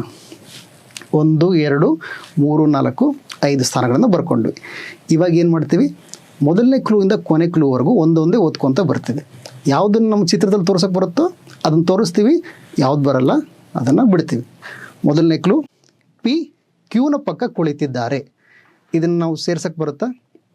ಇಲ್ಲ. ಯಾಕೆ ಬರೋದಿಲ್ಲ ಅಂದರೆ ಪಿ ಎಲ್ಲಿದ್ದಾರೆ ಗೊತ್ತಿಲ್ಲ, ಕ್ಯೂ ಅಲ್ಲಿದ್ದಾರೆ ಗೊತ್ತಿಲ್ಲ. ಸೊ ಒಬ್ಬರು ಪಕ್ಕ ಒಬ್ಬರು ಎಲ್ಲಿ ಸೇರಿಸ್ತೀವಿ? ನಮಗೆ ಮೊದಲನೇ ಕ್ಲೂನ ತಗೊಳ್ಳೋಕ್ಕೆ ಬರೋದಿಲ್ಲ. ಎರಡನೇ ಕ್ಲೂಗೆ ಹೋಗೋಣ. ಆರ್ ಎಸ್ನ ಪಕ್ಕದಲ್ಲಿ ಕುಳಿತಿದ್ದಾರೆ. ಇದನ್ನು ತಗೊಳಕ್ಕೆ ಬರುತ್ತಾ? ಇಲ್ಲ. ಇದು ಕೂಡ ಸೇಮ್ ಪ್ರಾಬ್ಲಮ್. ಆರ್ ಎಲ್ಲಿದ್ದಾರೆ ಗೊತ್ತಿಲ್ಲ, ಎಸ್ ಎಲ್ಲಿದ್ದಾರೆ ಗೊತ್ತಿಲ್ಲ. ಸೊ ಇದನ್ನು ಕೂರ್ಸಕ್ಕೆ ಬರೋದಿಲ್ಲ ಸದ್ಯಕ್ಕೆ ನಾವು. ಎಸ್ ಮೂರನೇ ಸುಳಿವು, ಎಸ್ ಟಿನ ಪಕ್ಕದಲ್ಲಿ ಕುಳಿತಿಲ್ಲ. ಇದನ್ನೆಲ್ಲಾದರೂ ಸೇರ್ಸಕ್ಕೆ ಬರುತ್ತಾ ನಾವು? ಇಲ್ಲ. ಇದು ಕೂಡ ಎಸ್ ಎಲ್ಲಿದ್ದಾರೆ ಗೊತ್ತಿಲ್ಲ, ಟಿ ಎಲ್ಲಿದ್ದಾರೆ ಗೊತ್ತಿಲ್ಲ, ಅವರಿಬ್ಬರು ಪಕ್ಕ ಪಕ್ಕ ಕೂತ್ಕೋಬಾರ್ದು ಅಂತಾರೆ. ಏನು ಮಾಡೋಣ ನಾವು? ಇದನ್ನು ಬಿಟ್ಬಿಟ್ಟು 4ನೇ ಪಾಯಿಂಟ್ ಬನ್ನಿ. ಹೆದರ್ಕೋಬೇಡ್ರಿ, ತಾಳ್ಮೆ ಇರಲಿ ಅಷ್ಟೇ. ಇಲ್ಲಿ 4ನೇ ಪಾಯಿಂಟ್, ಟಿ ಬೆಂಚಿನ ಎಡಬದಿಯಲ್ಲಿ ಕುಳಿತಿದ್ದಾರೆ. ಹಬ್ಬ, ಮೊದಲನೇ ಪಾಯಿಂಟ್ ಸಿಕ್ತು ನಮಗೆ, ಎಲ್ಲೋ ಬರ್ಕೋಬೋದಾದಂಥದ್ದು. ಟಿ ಬೆಂಚಿನ ಎಡಬದಿಯಲ್ಲಿ ಕುಳಿತಿದ್ದಾರೆ. T is on the left end of the bench. Left end ಯಾವುದು? ಇದು. ಇಲ್ಲಿ ಯಾರು ಬರೆಯೋಣ? ಟೀನ ಬರೆಯೋಣ. ಈಗ ಸರಿ, ಬರೆದ ನಂತರ ಏನು ಮಾಡಬೇಕು? ಜಾಸ್ತಿ ನಂಬರ್ ಆಫ್ ಪಾಯಿಂಟ್ಸ್ ಇದ್ದಾಗ ನಮಗೆ ಕನ್ಫ್ಯೂಸ್ ಆಗಬಾರ್ದು, ನಮ್ಗೆ ಗೊಂದಲ ಆಗಬಾರ್ದು ಅಂತ ಯಾವ ಮಾಹಿತಿಯನ್ನು ಬಳಸ್ಕೊಂಡಿದ್ದೀವೋ ಅದಕ್ಕೆ ಒಂದು ಗುರುತು ಹಾಕ್ಬಿಡೋಣ. ಇಲ್ಲಿ ಟಿ ಬೆಂಚಿನ ಎಡಬದಿಯಲ್ಲಿ ಕುಳಿತಿದ್ದಾರೆ, ಗುರುತು ಹಾಕ್ಬಿಟ್ವಿ. ಇವಾಗ 5ನೇ ಪಾಯಿಂಟಿಗೆ ಹೋಗೋಣ. ಆರ್ ಬಲಗಡೆಯಿಂದ 2ನೇ ಸ್ಥಾನದಲ್ಲಿ ಕುಳಿತಿದ್ದಾರೆ. ಬರುತ್ತೆ ಇದು. ಇದನ್ನು ನಾವು ಚಿತ್ರದಲ್ಲಿ ತೋರಿಸ್ಬೋದು. ಬಲಗಡೆ ಅಂದರೆ ಈ ಕಡೆ, 2ನೇ ಸ್ಥಾನ ಅಂದರೆ ಇದು, ಬಲಗಡೆಯಿಂದ ಮೊದಲನೇದು, ಬಲಗಡೆಯಿಂದ 2ನೇದು. ಅಲ್ಲಿ ಆರ್ ಅಂತ ಬರ್ಕೊಳ್ಳೋಣ. ಈಗ ಆರ್ನ ಕೂರಿಸಿದ್ವಿ. ಇವಾಗ ಟಿ ಗೊತ್ತಾಯಿತು, ಆರ್ ಗೊತ್ತಾಯಿತು. ಆರ್ದು ಪಾಯಿಂಟ್ ಇತ್ತಲ್ಲ, ಅದಕ್ಕೆ ಗುರ್ತು ಹಾಕೋಣ. ಈಗ ಮತ್ತೇನು ಕನ್ಫ್ಯೂಷನ್ ಬೇಡ. ಆರ್ ಬಲಗಡೆಯಿಂದ 2ನೇ ಸ್ಥಾನದಲ್ಲಿ ಕುಳಿತಿದ್ದಾರೆ, ಗುರ್ತು ಹಾಕಿದ್ವಿ. Next 6th point, P Q ಮತ್ತು ಟಿನ ಬಲಭಾಗಕ್ಕೆ ಕುಳಿತಿದ್ದಾರೆ. ಪಿ ಕ್ಯೂ ಮತ್ತು ಟಿನ ಬಲಭಾಗಕ್ಕೆ. ಇದು ಹೆಂಗೆ ಸಾಧ್ಯ? ಇವಾಗ ನಾನು ಒಬ್ಬರು ಬಲಕ್ಕಿರ್ತೀನಿ, ಆಮೇಲೆ ಇನ್ನೊಬ್ಬರು ಎಡಕ್ಕಿರ್ತೀನಿ. ಇದು ಹೆಂಗೆ ಸಾಧ್ಯ? ಒಬ್ಬರೇ ಮನುಷ್ಯ ಇಬ್ಬಿಬ್ರಿಗೆ ಬಲಕ್ಕಿರೋಕ್ಕೆ. ಅದು ಹೆಂಗೆ ಅಂತಂದರೆ ಏನಾಗಿರುತ್ತೆ, ಇವಾಗ ನನ್ನ ಪಕ್ಕದಲ್ಲಿ ಒಬ್ರು ಇರ್ತಾರೆ, ಅವ್ರ ಪಕ್ಕದಲ್ಲಿ ಇನ್ನೊಬ್ರು ಇರ್ತಾರೆ. ಇವಾಗ ನನ್ನ ಎಡಕ್ಕೆ ಒಬ್ಬರು ಎ ಇದ್ದಾರೆ ಅಂದ್ಕೊಳ್ರಿ, ಅವ್ರ ಎಡಕ್ಕೆ ಬಿ ಇದ್ದಾರೆ ಅಂದ್ಕೊಳ್ರಿ. ನಾನಿವಾಗ ಎ ಮತ್ತು ಬಿ ಇಬ್ಬರು ಬಲಕ್ಕಿದ್ದಂಗೆ. ಅದು ನಾನು ಎಗೆ ಮಾತ್ರ ಬಲಕ್ಕಲ್ಲ, ಬಿಗೂ ಬಲಕ್ಕೇನೆ, ಆದರೆ ಅದು ಅಕ್ಕಪಕ್ಕ ಆಗೋದಿಲ್ಲ ಅಷ್ಟೇ. ನಾನು ಎಗೆ ಅಕ್ಕಪಕ್ಕ ಇದ್ದೀನಿ ಮತ್ತು ಬಲಕ್ಕಿದ್ದೀನಿ, ಬಿಗೆ ಬಲಕ್ಕಿದ್ದೀನಿ, ಅವ್ರ ಅಕ್ಕಪಕ್ಕ ಅಲ್ಲ. ಸರಿ ಆಯಿತು, ಅದು ಏನೋ ಅಂತ ಅರ್ಥ ಮಾಡ್ಕೊಂಡ್ವಿ. ಆದರೆ ಅದನ್ನು ನಮ್ಮ ಮಾಹಿತಿಯಲ್ಲಿ ಸೇರ್ಸಕ್ಕೆ ಬರುತ್ತಾ? ಇಲ್ಲ. ಯಾಕೆ ಬರಲ್ಲ ಅಂದರೆ ಇಲ್ಲಿ ಪಿ ಎಲ್ಲಿದ್ದಾರೆ ಗೊತ್ತಿಲ್ಲ, ಕ್ಯೂ ಎಲ್ಲಿದ್ದಾರೆ ಗೊತ್ತಿಲ್ಲ. ಪಿ ಕ್ಯೂ ಮತ್ತು ಟಿನ ಬಲಭಾಗ ಕುಳಿತಿದ್ದಾರೆ ಅಂದರೆ ಎಲ್ಲಿ ಸೇರಿಸ್ಬೇಕಂತ ಗೊತ್ತಿಲ್ಲ. ತೊಂದರೆ ಇಲ್ಲ, ಆ ಪಾಯಿಂಟ್ ಬಿಡಿ. ಮುಂದಿನ ಪಾಯಿಂಟಿಗೆ ನೋಡೋಣ. ಪಿ ಮತ್ತು ಆರ್ ಅಕ್ಕಪಕ್ಕ ಕುಳಿತಿದ್ದಾರೆ. ಸರಿ, ಓಕೆ, ಇದನ್ನು ತಗೋಬೋದು ನಾವು. ಆದರೆ 2 ಸಾಧ್ಯತೆಗಳಿದಾವೆ. ಪಿ ಮತ್ತು ಆರ್ ಅಕ್ಕಪಕ್ಕ ಇದ್ದಾರೆ ಅಂದರೆ ಪಿ ಇಲ್ಲೂ ಬರ್ಬೋದು, ಪಿ ಇಲ್ಲೂ ಬರ್ಬೋದು. ಸರಿ, ಸದ್ಯಕ್ಕೆ ಇದನ್ನು ತಲೆಯಲ್ಲಿ ಇಟ್ಕೊಂಡ್ರನ್ನ, ಬಟ್ ಇದನ್ನು ಚಿತ್ರದಲ್ಲಿ ತೋರಿಸೋದು ಬೇಡ. ಮತ್ತೆ ಮೊದಲನೇ ಪಾಯಿಂಟಿಗೆ ವಾಪಸ್ ಹೋಗೋಣ. ಏನು ಹೇಳಿದ್ದೆ? ಫಸ್ಟ್ ಒಂದು ಸರಿ ಫುಲ್ ಪಾಯಿಂಟ್ಸ್ ಕವರ್ ಮಾಡಬೇಕು, ಮತ್ತೆ ಮೊದಲನೇ ಪಾಯಿಂಟಿಗೆ ಹೋಗ್ಬೇಕಂತ ಹೇಳಿದೆ ನಾನು. ಇವಾಗ ಮೊದಲನೇ ಪಾಯಿಂಟಿಗೆ ಹೋಗೋಣ. ಈಗ ಮೊದಲನೇ ಪಾಯಿಂಟ್ ಏನು ಹೇಳ್ತತೆ? ಪಿ ಕ್ಯೂನ ಪಕ್ಕದಲ್ಲಿ ಕುಳಿತಿದ್ದಾರೆ. ಇಲ್ಲ, ನಮ್ಗೆ ಮತ್ತೆ ಅದೇ ತೊಂದರೆ. ಪಿ ಮತ್ತು ಕ್ಯೂ ಎಲ್ಲೆಲ್ಲಿದ್ದಾರೆ ಗೊತ್ತಿಲ್ಲ ನಮಗೆ. ಎರಡನೇ ಪಾಯಿಂಟ್ ನೋಡೋಣ. ಆರ್ ಎಸ್ನ ಪಕ್ಕದಲ್ಲಿ ಕುಳಿತಿದ್ದಾರೆ. ಇದು ಕೂಡ ಸ್ವಲ್ಪ ತೊಂದರೆನೇ. ಎಸ್ಸಿಗೆ 2 ಜಾಗಗಳಿದ್ದಾವೆ, ನಾವು ಖಂಡಿತವಾಗಿ ಇಲ್ಲ ಅಂತ ಹೇಳಕ್ಕೆ ಬರ್ತಾ ಇಲ್ಲ. ಸರಿ, 3ನೇ ಪಾಯಿಂಟ್ ನೋಡೋಣ. ಎಸ್ ಟಿನ ಪಕ್ಕದಲ್ಲಿ ಕುಳಿತಿಲ್ಲ. ಎಸ್ ಟಿನ ಪಕ್ಕದಲ್ಲಿ ಕುಳಿತಿಲ್ಲ. ಇವಾಗ ಮೊದಲನೇ ಪಾಯಿಂಟ್ನ ಮತ್ತೆ ಓದೋಣ. ಪಿ ಕ್ಯೂನ ಪಕ್ಕದಲ್ಲಿ ಕುಳಿತಿದ್ದಾರೆ. ಇದನ್ನು ತಗೊಳಕ್ಕೆ ಬರುತ್ತೆ. ಇವಾಗ ನಾವು ಸ್ಟಾರ್ಟಿಂಗು ಈ ಪಾಯಿಂಟನ್ನು ತಗೊಳಕ್ಕೆ ಬರಲಿಲ್ಲ. ನಮಗೆ ನಾವು ಪ್ರಾಬ್ಲಮ್ ಸಾಲ್ವ್ ಮಾಡೋಕ್ಕೆ ಶುರು ಮಾಡಿದಾಗ ಈ ಪಾಯಿಂಟ್ನ ತಗೊಳ್ಳೋಕ್ಕೆ ಬರಲಿಲ್ಲ. ಇವಾಗ ಬರುತ್ತೆ ಆ್ಯಕ್ಚುಲಿ. ಹೇಗೆ ಬರುತ್ತೆ? ಇವಾಗ ಪಿ ಕ್ಯೂನ ಪಕ್ಕದಲ್ಲಿ ಕುಳಿತಿದ್ದಾರೆ ಅಂತ ಹೇಳಿದ್ದಾರೆ. ಅದರರ್ಥ ಪಿ ಮತ್ತು ಕ್ಯೂ ಒಬ್ಬರ ಬದಿಗೊಬ್ಬರು ಕುಳಿತಿದ್ದಾರೆ. ಇದರ ಸಾಧ್ಯತೆ ಎಲ್ಲಿದೆ? ಇವಾಗ ನಮಗೆ 3 ಸ್ಥಾನಗಳು ಖಾಲಿ ಇದಾವಪ್ಪ. ಇಲ್ಲಿ ಈ 3 ಸ್ಥಾನಗಳಲ್ಲಿ ಇಬ್ಬರು ಮನುಷ್ಯರು ಪಕ್ಕ ಕೂತ್ಕೊಂಡಿರ್ಬೇಕಂದ್ರೆ ಒಂದೇ ಸಾಧ್ಯತೆ ಇರೋದು ಪಿ ಕ್ಯೂ ಇಲ್ಲಿರಬೇಕು. ಅದರಲ್ಲಿ ಮತ್ತೆ 2 ಸಾಧ್ಯತೆಗಳು ಬರ್ತವೆ. ಕ್ಯೂ ಪಿ ಅಥವಾ ಕ್ಯೂ ಇಲ್ಲಿರಬೇಕು, ಕ್ಯೂ ಅಥವಾ ಪಿ ಇಲ್ಲಿರಬೇಕು. ಇಬ್ಬರಲ್ಲಿ ಒಬ್ಬರು ಇಲ್ಲಿ ಬಂದರೂ ಕೂಡ ನಮಗೆ ಇಬ್ಬರು ಅಕ್ಕಪಕ್ಕ ಆಗೋದಿಲ್ಲ. ಸರಿ, ಅದನ್ನು ತೋರಿಸ್ಕೊಳ್ಳೋಣ ನಮ್ಮ ಚಿತ್ರದಲ್ಲಿ. ಹೆಂಗೆ ತೋರಿಸ್ತೀವಿ ನಾವು? ಇಲ್ಲಿ ಪಿ ಬರಿತೀವಿ, ಇಲ್ಲಿ ಕ್ಯೂ ಬರಿತೀವಿ. ಆದರೆ ಅದು ಕ್ಯೂ ಮತ್ತು ಪಿನೂ ಇರ್ಬೋದು, ಅನುಕ್ರಮ ಅಂತ ಹೇಳಿಲ್ಲ ಅವರು. ಹಾಗಾಗಿ ಏನು ಮಾಡ್ತೀವಿ, ಇಲ್ಲಿ ಪಿ ಬಾರ್ ಕ್ಯೂ ಮಾಡ್ತೀವಿ, ಇದನ್ನು ಕ್ಯೂ ಬಾರ್ ಪಿ ಅಂತ ಬರ್ಕೊತೀವಿ. ಸರಿ, ಈ ಮಾಹಿತಿಗೆ ಗುರ್ತು ಹಾಕೊಳ್ಳೋಣ ಈಗ. ಸರಿ, ಎರಡನೇ ಮಾಹಿತಿ ಓದೋಣ ಈಗ. ಆರ್ ಎಸ್ನ ಪಕ್ಕದಲ್ಲಿ ಕುಳಿತಿದ್ದಾರೆ. ಇದನ್ನು ಇವಾಗ ತೊಗೊಳಕ್ಕೆ ಬರುತ್ತೆ? ಚಿತ್ರದಲ್ಲಿ ಬರುತ್ತೆ. ಯಾಕೆ? ಆರ್ ಪಕ್ಕದಲ್ಲಿ ಇರೋದು ಒಂದೇ ಜಾಗ ಖಾಲಿ, ಸೊ ಅಲ್ಲಿ ಎಸ್ ಬರ್ತಾರೆ. ಎಸ್ಸನ್ನು ಅಲ್ಲಿ ಸೇರಿಸೋಣ. ಎಸ್ಸನ್ನು ಇಲ್ಲಿ ಬರೆದ್ವಿ. ಈಗ ಆ ಮಾಹಿತಿಗೆ ಗುರ್ತು ಹಾಕ್ಕೊಂಡ್ವಿ. ಸರಿ, ಇವಾಗ ಮೂರನೇ ಮಾಹಿತಿ ನೋಡೋಣ. ಎಸ್ ಟೀನ ಪಕ್ಕದಲ್ಲಿ ಕುಳಿತಿಲ್ಲ. ಸರಿ, ಎಸ್ ಹೆಂಗಿದ್ರು ಟಿ ಪಕ್ಕದಲ್ಲಿ ಕುಳಿತಿಲ್ಲ. ಆ ಮಾಹಿತಿಯಿಂದ ನಮಗೇನು ಹೊಸ ವಿಷಯ ಏನು ಕಲೀಲಿಲ್ಲ ನಾವು. ಸರಿ, 4ನೇ ಪಾಯಿಂಟ್ ಆಲ್ರೆಡಿ ಗುರ್ತಾಕೊಂಡಿದ್ವಿ, 5ನೇ ಪಾಯಿಂಟ್ ಆಲ್ರೆಡಿ ಗುರ್ತಾಕಿದ್ವಿ. 6ನೇ ಪಾಯಿಂಟ್ ನೋಡೋಣ. ಪಿ ಯು ಕ್ಯೂ ಮತ್ತು ಟಿನ ಬಲಭಾಗಕ್ಕೆ ಕುಳಿತಿದ್ದಾರೆ. ಪಿ ಕ್ಯೂ ಈಗ ಸರಿ, ಪಿ ಟಿಗೇನೋ ಬಲಕ್ಕಿದ್ದಾರೆ, ಆದರೆ ಪಿ ಕ್ಯೂಗೆ ಕೂಡ ಬಲಕ್ಕಿರ್ಬೇಕಂತಂದರೆ ಪಿ ಇಲ್ಲಿರಬೇಕು. ಪಿ ಇಲ್ಲಿದ್ದರೆ ಮಾತ್ರ ಇವರಿಬ್ಬರಿಗೂ ಬಲಭಾಗಕ್ಕಿರೋಕ್ಕೆ ಸಾಧ್ಯ. ಅದು ಅದರರ್ಥ ಇಲ್ಲಿ ಪಿ ಇದ್ದಾರೆ, ಇಲ್ಲಿ ಕ್ಯೂ ಇದ್ದಾರೆ. ಸರಿ, ಸೊ ಇಲ್ಲಿ ಪಿನ ಕಾಟ್ ಮಾಡೋಣ, ಇಲ್ಲಿ ಕ್ಯೂ ಕಾಟ್ ಮಾಡೋಣ. ನಮಗೆ ಪೂರ್ತಿ ಚಿತ್ರ ಸಿಕ್ತಪ್ಪ. ಅವ್ರು ಹೆಂಗೆ ಕೂತ್ಕೊಂಡಿದ್ದಾರೆ ಅಂದರೆ T Q P R S ಈ ಆರ್ಡರ್ನಲ್ಲಿ ಕೂತ್ಕೊಂಡಿದ್ದಾರೆ. ನಮಗೆ ಪೂರ್ತಿ ಚಿತ್ರ ಸಿಕ್ತಲ್ವಾ? ಇವಾಗ ನಾವು ಪ್ರಾಬ್ಲಮ್ಸ್ ಆನ್ಸರ್ ಮಾಡ್ಬೋದು, ಕ್ವೆಶನ್ಸ್ ಆನ್ಸರ್ ಮಾಡೋಣ. ಮೊದಲನೇ ಕ್ವೆಶನ್ ಏನು? What is the position of P? P ಏನು ಪೊಸಿಷನ್ನು? 3ನೇ ಸ್ಥಾನದಲ್ಲಿದ್ದಾರೆ. ಪಿ 3ನೇ ಸ್ಥಾನದಲ್ಲಿದ್ದಾರೆ. Who is sitting in the second position from the left? ಎಡಗಡೆಯಿಂದ 2ನೇ ಪೊಸಿಷನ್ ಯಾರು? ಎಡಗಡೆಯಿಂದ 1ನೇ ಪೊಸಿಷನ್ ಇದು, ಎಡಗಡೆಯಿಂದ 2ನೇ ಪೊಸಿಷನ್ ಇದು. ಕ್ಯೂ ಕೂತ್ಕೊಂಡಿದ್ದಾರಲ್ಲಿ. ಯಾರಿದ್ದಾರೆ? ಕ್ಯೂ. ಸರಿ, ಉತ್ತರ ಕೊಟ್ವಿ ನಾವು. ಇದಕ್ಕೆ 5 ಸ್ಥಾನಗಳಿದ್ದಾಗ ಹಿಂಗೆ ಉತ್ತರ ಕೊಡೋದು ಕೂಡ ಕಲ್ತ್ಕೊಂಡ್ವಿ ನಾವು. ನಿಮ್ಮ ಆ್ಯಕ್ಚುಯಲ್ ಎಕ್ಸಾಮಿನೇಷನಲ್ಲಿ ಈ ಲೆವೆಲ್ ಕ್ವೆಶನ್ಸೇ ಬರುತ್ತೆ. ಆದರೆ 2020 ಎಕ್ಸಾಮ್ನಲ್ಲಿ ಇದಕ್ಕಿಂತ ಒಂದು ಸ್ಟೆಪ್ ಜಾಸ್ತಿ ಪಾಯಿಂಟಿಗೆ ಕೇಳಿದರು ಅವರು. ಏನು ಕೇಳಿದರು ಅಂದರೆ 5 ಜನ ಕೊಟ್ಟಿದ್ದರು, 5 ಸ್ಥಾನ ಕೊಟ್ಟಿದ್ದರು, ಜೊತೆಗೆ ಒಂದು ಎಕ್ಸ್ಟ್ರಾ ಮಾಹಿತಿ ಕೊಟ್ಟಿದ್ದರು. ಏನು ಅಂದರೆ ಅವರ ವೃತ್ತಿಗಳನ್ನು ಕೊಟ್ಟಿದ್ದರು, ಒಂದು ಎಕ್ಸ್ಟ್ರಾ ಫೀಚರ್ ಕೊಟ್ಟಿದ್ದರು ಅವ್ರ ಬಗ್ಗೆ. ಒಬ್ಬರು ಈಗ ABCDE ಅಂತ ಅಂದ್ಕೊಡ್ರಿ. ಎ ಒಂದು ವೃತ್ತಿ ಮಾಡ್ತಾರೆ, ವೈದ್ಯರಿದ್ದಾರೆ, ಬಿ ಇಂಜಿನಿಯರ್ ಇದ್ದಾರೆ, ಸಿ ಅಕೌಂಟೆಂಟ್ ಇದ್ದಾರೆ. ಈ ಥರ ಏನೋ ಒಂದು ಮಾಹಿತಿ ಕೊಟ್ಟಿದ್ದರು. ಇದನ್ನು ಕೂಡ ಚಿತ್ರದಲ್ಲಿ ಸೇರಿಸಿ ಉತ್ತರ ಕೊಡಬೇಕಾಗಿತ್ತು. ಹೇಗೆ ಇದನ್ನು ಉತ್ತರಿಸೋದು? ನಮ್ಮ ನೆಕ್ಸ್ಟ್ ಕ್ವೆಶನಲ್ಲಿ ಅದನ್ನು ಕಲಿಯೋಣ. ಎಕ್ಸಾಕ್ಟ್ಲಿ ಇದೇ ಕ್ವೆಶನ್ನೇ ನಿಮ್ಮ ಇದರಲ್ಲಿ ಬಂದಿದ್ದು, ಎಕ್ಸಾಮ್ನಲ್ಲಿ ಬಂದದ್ದು. ಸರಿ, ಪ್ರಶ್ನೆ ಉದ್ದ ಇದೆ, ಬಟ್ ಇದನ್ನು ಉತ್ತರಿಸೋದಕ್ಕೆ ನಮಗೆ ಏನೂ ತೊಂದರೆ ಇಲ್ಲ. ನಾವು ಏನು ಕಲ್ತ್ಕೊಂಡಿದ್ದೀವಲ್ಲ, ಫಸ್ಟ್ ಚಿತ್ರದಲ್ಲಿ ತೋರಿಸ್ಬೇಕು, ಮೊದಲಿಂದ ಕೊನೆವರೆಗೂ ಓದ್ಕೊತ ಬರಬೇಕು. ನಾವು ಏನು ಚಿತ್ರದಲ್ಲಿ ತೋರಿಸ್ತೀವೋ ಅದನ್ನು ಕಾಟಾಕೋಬೇಕಂತ ಏನು ಕಲ್ತ್ಕೊಂತೀವಲ್ಲ, ಅದನ್ನೇ ಇಲ್ಲಿ ಉಪಯೋಗಿಸಿದ್ರು ಇದು ಸಾಲ್ವ್ ಆಗುತ್ತೆ. ಸರಿ, ಕ್ವೆಶನ್ ನೋಡೋಣ, ಪ್ರಾಬ್ಲಮ್ ಓದೋಣ. ಎಲೆನೋರ್ ಭಾಷಣಕಾರರನ್ನು ಒಂದು ಮೇಜಿನಲ್ಲಿ ಕೂರಿಸುವ ಹೊಣೆ ಹೊತ್ತಿದ್ದಾರೆ. ಮಾಡರೇಟರ್ರೊಂದಿಗೆ ಹೆಚ್ಚುವರಿಯಾಗಿ ಒಬ್ಬ ವಿಮಾನ ಚಾಲಕ, ಒಬ್ಬ ಲೇಖಕ, ಅಟರ್ನಿ ಮತ್ತು ಅನ್ವೇಷಕ ಇದ್ದಾರೆ. ಭಾಷಣಕಾರರ ಹೆಸರುಗಳು ಗ್ಯಾರಿ, ಹೆಲಾಯ್ಸ್, ಜಾರೋಡ್, ಕೇಟ್ ಮತ್ತು ಲೇನ್. ಏನು ಅರ್ಥ ಮಾಡ್ಕೊಂಡ್ವಿ ಇಲ್ಲಿ ನಾವು? 5 ಸ್ಥಾನಗಳಿದ್ದಾವೆ, 5 ಜನರಿದ್ದಾರೆ. ಯಾರು ಜನರು? ಗ್ಯಾರಿ, ಹೆಲಾಯ್ಸ್, ಜರೋಡ್, ಕೇಟ್ ಮತ್ತು ಲೇನ್. ಮತ್ತು ಅವರು 5 ಬೇರೆ ಬೇರೆ ವೃತ್ತಿಗಳಿಗೆ ಸೇರಿದವರಾಗಿದ್ದಾರೆ. ಯಾವ ವೃತ್ತಿಗಳದು?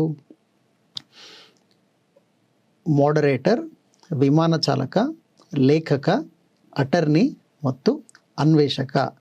ನಮ್ಮ ಪ್ರಶ್ನೆ ಎಲೆನೋರ್ ಅನ್ನೋ ಪದದಿಂದ ಶುರು ಆದರೂ ಕೂಡ ಎಲೆನೋರ್ ಎಲ್ಲೂ ಕೂತ್ಕೊತಾ ಇಲ್ಲ. ಅದು ಬರೀ ನಮಗೆ ಕನ್ಫ್ಯೂಸ್ ಮಾಡಕ್ಕೆ ಕೊಟ್ಟಿದ್ದಾರೆ ಅಷ್ಟೇ. ಎಲೆನೋರ್ಗೆ ಯಾವುದೇ ಸ್ಥಾನ ಇಲ್ಲ. ಎಲೆನೋರ್ ಯಾವುದೇ ಪ್ರಶ್ನೆಗೆ ಉತ್ತರನೂ ಆಗಿರೋದಿಲ್ಲ. ಈ 5 ಜನ ಮಾತ್ರ ನಮ್ಮ ಸೀಟಿಂಗ್ ಅರೇಂಜ್ಮೆಂಟಲ್ಲಿ ಕೂತ್ಕೊತಾ ಇರೋರು. ನಾವು ಉತ್ತರ ಕೊಡೋದು ಕೂಡ ಇವರು 5 ಜನದಲ್ಲ ಒಬ್ಬರನ್ನೇ ಉತ್ತರ ಆಗಿರ್ತಾರೆ ಯಾವಾಗಲೂ ಕೂಡ. ಸರಿ, ಇದನ್ನು ಹೆಂಗೆ ಉತ್ತರ ಕೊಡಿಸೋದು? ಫಸ್ಟಿಗೆ ಏನು ಮಾಡೋಣ, ನಾವು ಹೇಳ್ದಂಗೆ 5 ಪೊಸಿಷನ್ ಬರ್ಕೊಳ್ಳೋಣ ಅಷ್ಟೇ. 5 ಪೊಸಿಷನ್ ಬರ್ಕೊಳ್ಳೋಣ. ಹೇಗೆ 1 2 3 4 5 ಪೊಸಿಷನ್ ಬರ್ಕೊಂಡ್ವಿ. ಸರಿ, ಇವಾಗ ಮೊದಲಿಂದ ಪಾಯಿಂಟ್ ಬೈ ಪಾಯಿಂಟ್ ಒಂದೊಂದೇ ನೋಡ್ಕೊತ ಬರೋಣ. ಮೊದಲನೇ ಪಾಯಿಂಟು, ಸಮನ್ವಯಕಾರರು 3ನೇ ಆಸನದಲ್ಲಿ ಕುಳಿತಿರಬೇಕು. ಸಮನ್ವಯಕಾರರು 3ನೇ ಆಸನದಲ್ಲಿ ಕುಳಿತುಕೊಂಡಿದ್ದಾರೆ ಅಂತ ಹೇಳಿದರು ಅವರು. ಆದರೆ ಈ ಹೆಸರುಗಳ್ನ ಹೇಳಿಲ್ಲಪ್ಪ ಅವರು. ಯಾವ ಹೆಸರು? ಈ ಗ್ಯಾರಿ, ಹೆಲೈಸು, ಜೆರಾರ್ಡು, ಕೇಟು ಮತ್ತು ಲೇನ್ ಅಂತ ಹೇಳಲಿಲ್ಲ. ಅದಕ್ಕೆ ಒಂದು ಕೆಲಸ ಮಾಡೋಣ.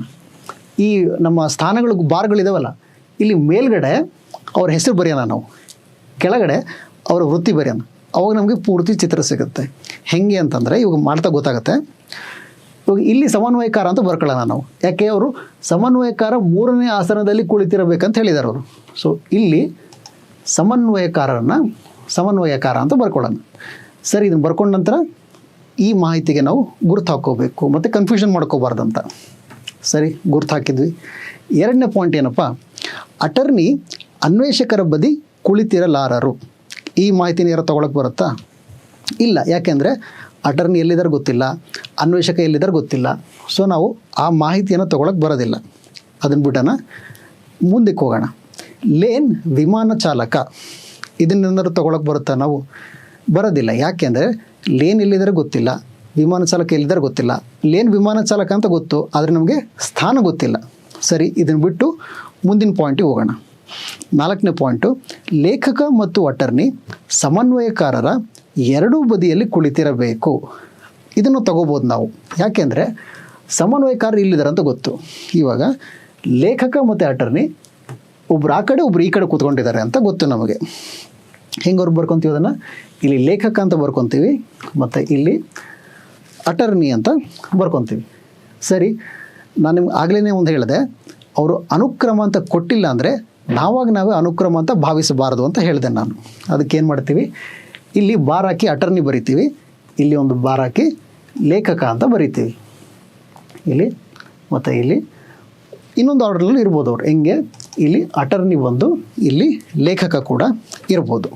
ಸರಿ, ಇಲ್ಲಿ ಅಟರ್ನಿನೂ ಇಲ್ಲಿ ಲೇಖಕನೂ ಬರ್ಕೊಂಡ್ವಿ. ಬರ್ಕೊಂಡ ನಂತರ ಏನು ಮಾಡ್ತೀವಿ, ಆ ಮಾಹಿತಿ ಗುರುತು ಹಾಕೊತೀವಿ. ಮತ್ತು ನಾವು ಅದನ್ನು ಓದಿ ನಮಗೆ ಟೈಮ್ ವೇಸ್ಟ್ ಆಗೋದು ಬೇಡ. ಸರಿ, ಆ ಮಾಹಿತಿಗೆ ಗುರುತು ಹಾಕೊಂಡ್ವಿ. ಮುಂದಿನ ಮಾಹಿತಿ ಓದೋಣ. ಹೆಲಾಯ್ಸ್, ಕೇಟ್ ಮತ್ತು ಜೆರಾರ್ಡ್ ಮಧ್ಯದಲ್ಲಿ ಕುಳಿತಿರುವರು, ಆದರೆ ಸಮನ್ವಯಕಾರರಲ್ಲ. ಇದನ್ನು ತೊಗೊಳಕ್ಕೆ ಬರುತ್ತಾ ನಾವು? ಇಲ್ಲ, ಬರೋದಿಲ್ಲ. ಯಾಕೆ ಬರಲ್ಲ ಅಂದರೆ, ಹೆಲಾಯ್ಸ್ ಎಲ್ಲಿದ್ದಾರೆ, ಕೇಟ್ ಎಲ್ಲಿದ್ದಾರೆ, ಜೆರಾರ್ಡ್ ಎಲ್ಲಿದ್ದಾರೆ, ಯಾರ್ಯಾರು ಎಲ್ಲಿದ್ದಾರೆ ಗೊತ್ತಿಲ್ಲ ನಮಗೆ. ಸೊ ಸದ್ಯದ ಮಟ್ಟಿಗೆ ಈ ಮಾಹಿತಿನ ತೊಗೊಳಕ್ಕೆ ಬರಲ್ಲ ನಾವು. ಮುಂದಿನ ಮಾಹಿತಿ ನೋಡೋಣ. ಜೆರಾರ್ಡ್ ಅಥವಾ ಲೇನ್ ಪಕ್ಕದಲ್ಲಿ ಸಮನ್ವಯಕಾರ ಕೂರುವುದಿಲ್ಲ. ಸರಿ, ಅದರ ಅರ್ಥ ಏನಂದರೆ, ಇಲ್ಲಿ ಜೆರಾರ್ಡ್ ಲೇನು ಬರಲ್ಲ, ಇಲ್ಲಿ ಜೆರಾರ್ಡ್ ಲೇನ್ ಬರಲ್ಲ. ಇಲ್ಲಿ ಬರಲ್ಲ ಅಂತಂದ್ರೆ ಎಲ್ಲಿ ಬರ್ತಾರೆ ಅಂತೇನು ಹೇಳಿಲ್ಲ ಅವರು. ಸೊ ಸದ್ಯಕ್ಕೆ ಈ ಮಾಹಿತಿ ಬೇಡ.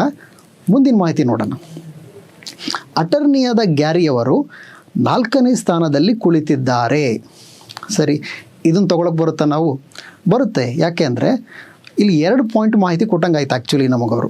ಮೊದಲನೇದು ಗ್ಯಾರಿ ಅಟರ್ನಿ ಅಂತ ಹೇಳ್ದಂಗೆ ಆಯಿತು, ಮತ್ತು ಗ್ಯಾರಿ 4ನೇ ಪೊಸಿಷನಲ್ಲಿ ಕೂತ್ಕೊತಾನೆ ಅಂತಲೇ ಹೇಳ್ದಂಗೆ ಆಯ್ತು ಅವರು.